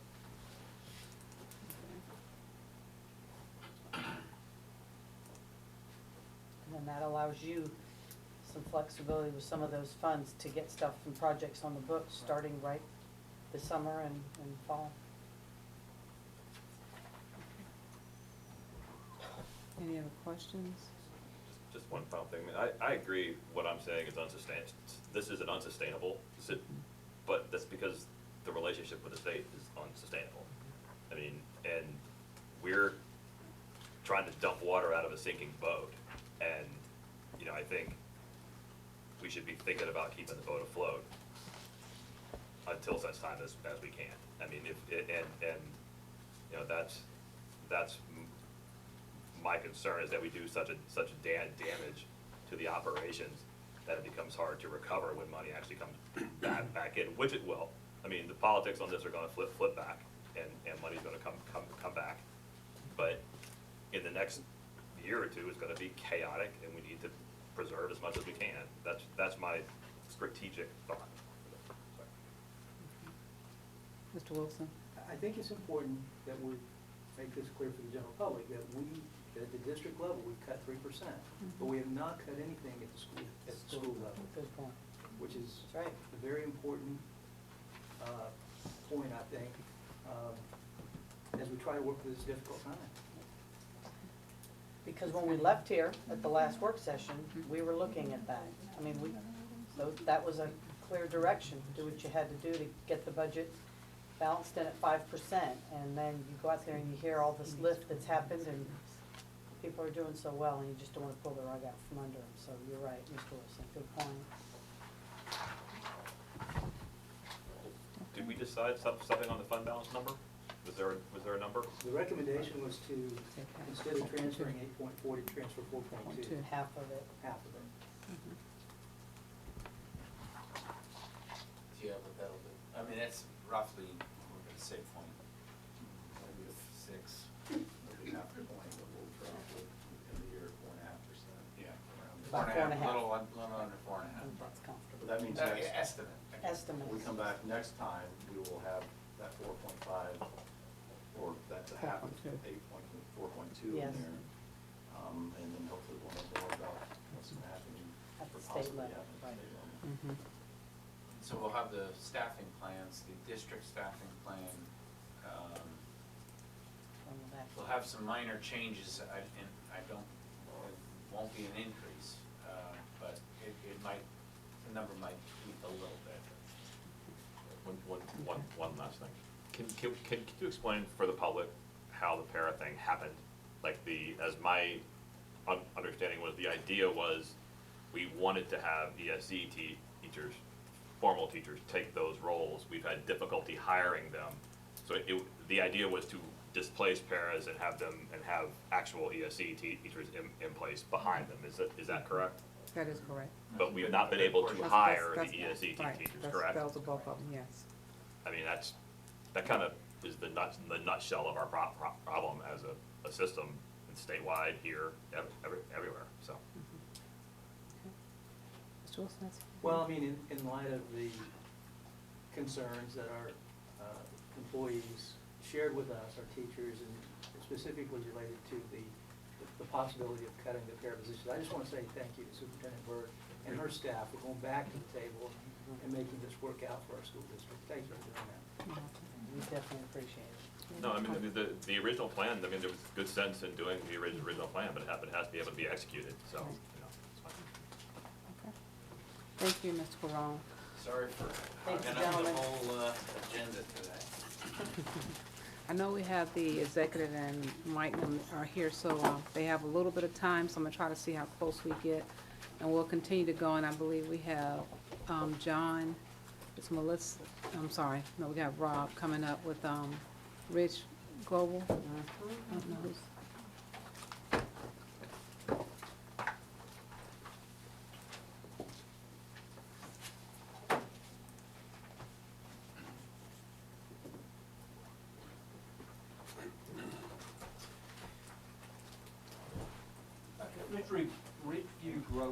Global requested that they purchase another portable. The funds that they have set aside to build their addition has been held up at the federal level. It will cost nothing for the district. They will pay for the portable, they'll pay for the installation. And so they're just asking for approval for one additional portable for their 8th grade classroom. And they're paying for the And no infrastructure, cost to the everything, right? district. There's no cost. No cost to the it. district. Why not? We want to bring it forward, make sure we keep it thing open. Does Mr. this in Harris? any way increase their capacity or enrollment? No. No, this is just, this is right. The in money hasn't plan been on rolling released. Their classes forward. And that is an area of the county where we have plenty of students. Any help they can give us, are welcome. Appreciate it, yeah. Okay, thank you, Mr. Davis. Next, we have the request, this was brought before you the last meeting. The principal has reached back out, so staff will, Ms. Brady, is she still in here? Ms. Brady and Mr. Small, you're gonna take it? Okay. Yeah. So I'm gonna start off with, this is partly my fault. So when we got the request, because I look at these numbers pretty closely, because this projects out. I looked at a high school number at Discovery High School this year of 300 students, and they had requested an additional 300. And so the initial thinking was that they have 2 grade levels, that's 150 students per grade level. So instead of approving 250, that I would recommend 150. And that's what the board did at the last meeting. The principal reached back out and they looked a lot deeper at their numbers, and they have a 8th grade roll-up of currently in 8th grade 317. They have a current 9th grade of 202 and a 10th grade of 68. So when they initially started the school, they had a very low number in that, the original, the 10th grade as 68. So if we stay with the 150 student allocation as an increase, the current students, the current 270 will roll forward, and then that will jeopardize them, because then they would only be able to roll up 150 students into the 9th grade, which then it doesn't allow them, that could hurt them operationally. And we certainly don't want to do that. So what I did do was in their contract, as they rolled forward, we researched that. The first year they were to, we gave them a total of projected enrollment and approved 300. They actually realized the 270. So instead of rolling forward in their numbers of 300 and then adding, I took 30 students off and rolled that forward. So in order to bring them up to a projection where they can continue to roll out their grades and grow in 11th grade and a 12th grade, we would need to add 70 more students to what was previously approved, and that would allow them to do that without harming them to move forward. Question, but it says 291, so that would be, That was, 291 was their FTE count, so that's the funding count. The 270 was the head count. is the head count. Yeah, so there's Thank you. There's Okay. a difference in that, and that. Got it, so I was wondering where you got your number, Yeah. okay, okay. So, the principal is here, so I'm gonna complained to her that we didn't communicate well enough, and I apologize to you all for that. But the right thing to do, my recommendation would be, and they've appealed for the additional 100, but I told her that I would concede that, you know, I should have looked a little deeper in that, but they did not meet their capacity. So I recommended we roll forward from the 270, which would be 30 less than the request. Okay. So And that, we- But that'll give them a ninth grade coming in that then they can build on. That then they can And then we build on. can adjust that as we move forward. okay. So do you need that by consensus here, or that has to go? We've put it on a back-to-back so that Okay. you would vote and make it official. But it's this not evening. currently on the agenda. I don't Oh, it's see. No. not? So we No, need to that's add why it I'm to the asking. agenda. Or it goes to the next one. It's hard for I think them it to is. plan, though. Yeah. Can you put an emergency item on, Ms. Giant? I think it's already on there. I thought it was. Did you? So too. I thought it was. Was it revised? Did you see it? It was, yeah. Is it on there? I thought it was. It was on there earlier. I don't have I my know I sheet read it, but I may have read it during. It was on there earlier. during the work session part, that's why I'm not sure. I can ask Ms. Foltz, See if where it's- if we can put it on the next, I don't know the timing is, but for them, they need to move Yeah, forward. they with do. their enrollment, so they've Yes, got that's what I'm saying. commitments. Do it tonight. It's not. Yeah, I didn't think I saw it. Right. John, can we just add one more thing, that our contract does specify our second year, we have 525, and that's what we're building for, that's what I've already hired staff for, so that 525 would be Yeah. the critical for enrollment for next year. It's the recommendation of the The board. second year. Add it for an emergency item.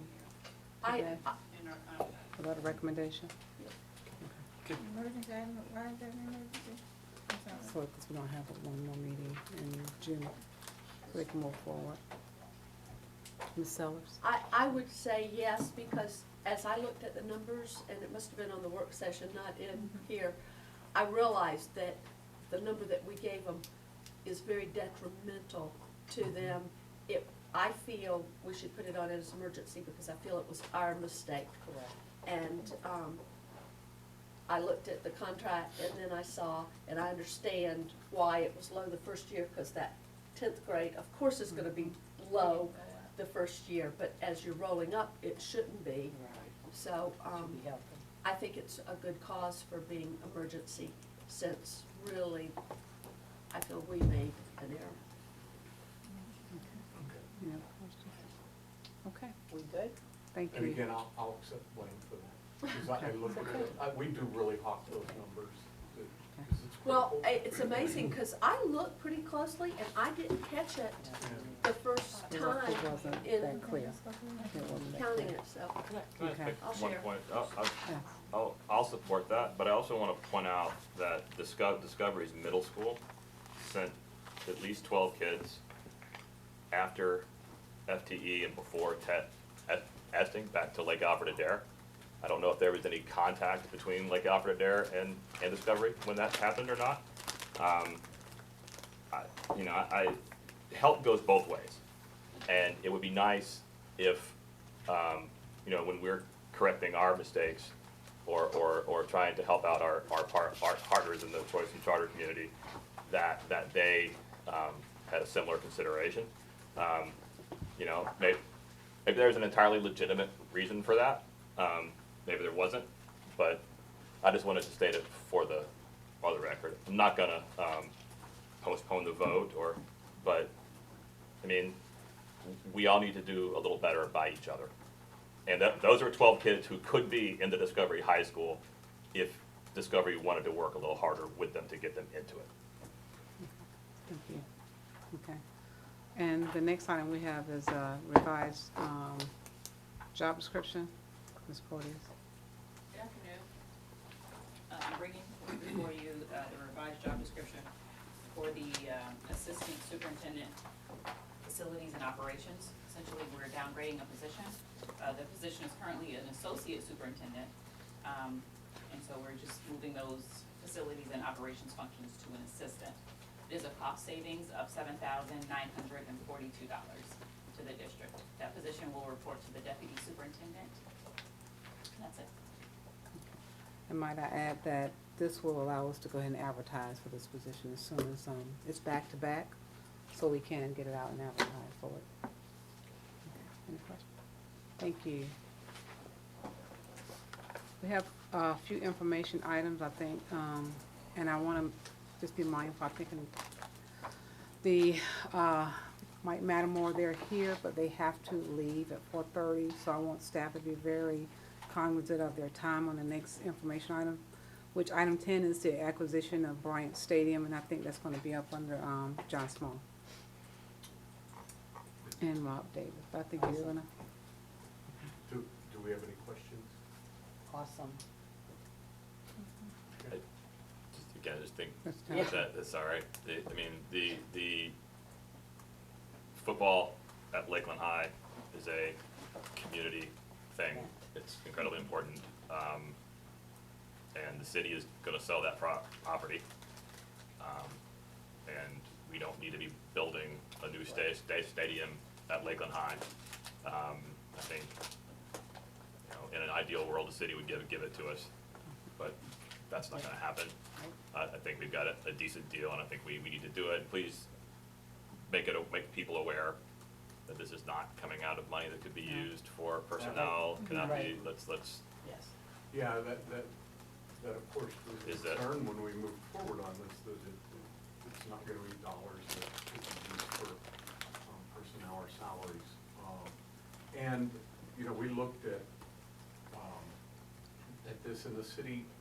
There is revenue that comes along with this property that we will realize, and I believe that we can try to maximize that it can be really cost neutral for us, which is a good thing.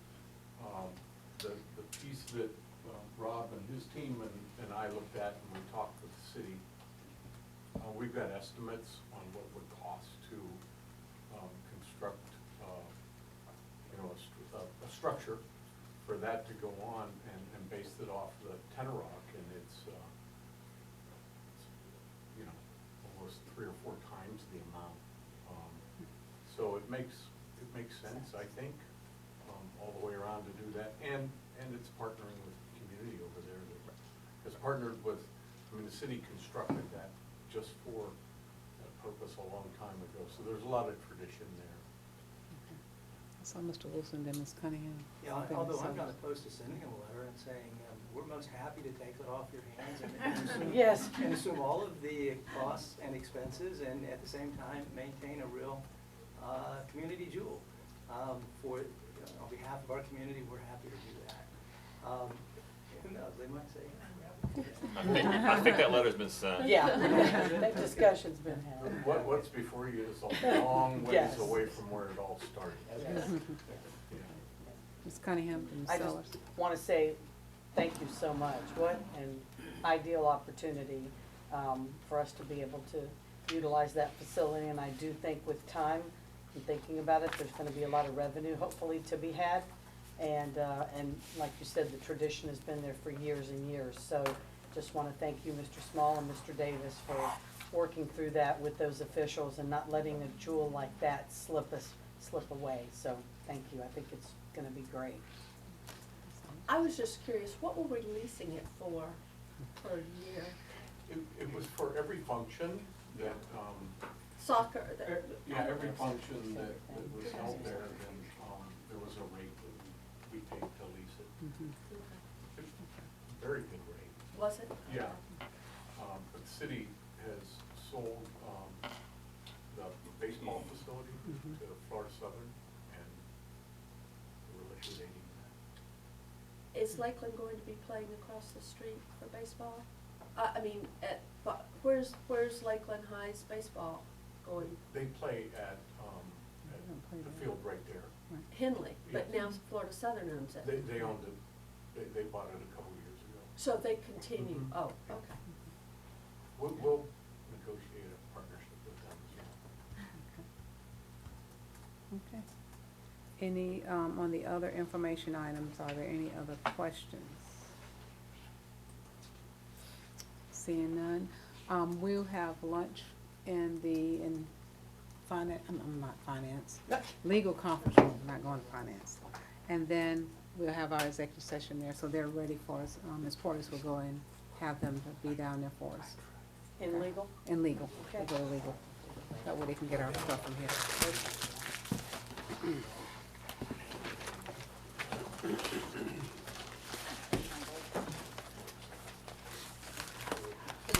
It's just in time for lunch, right, or dinner? I didn't have my goldfish. Last time we didn't get lunch, right?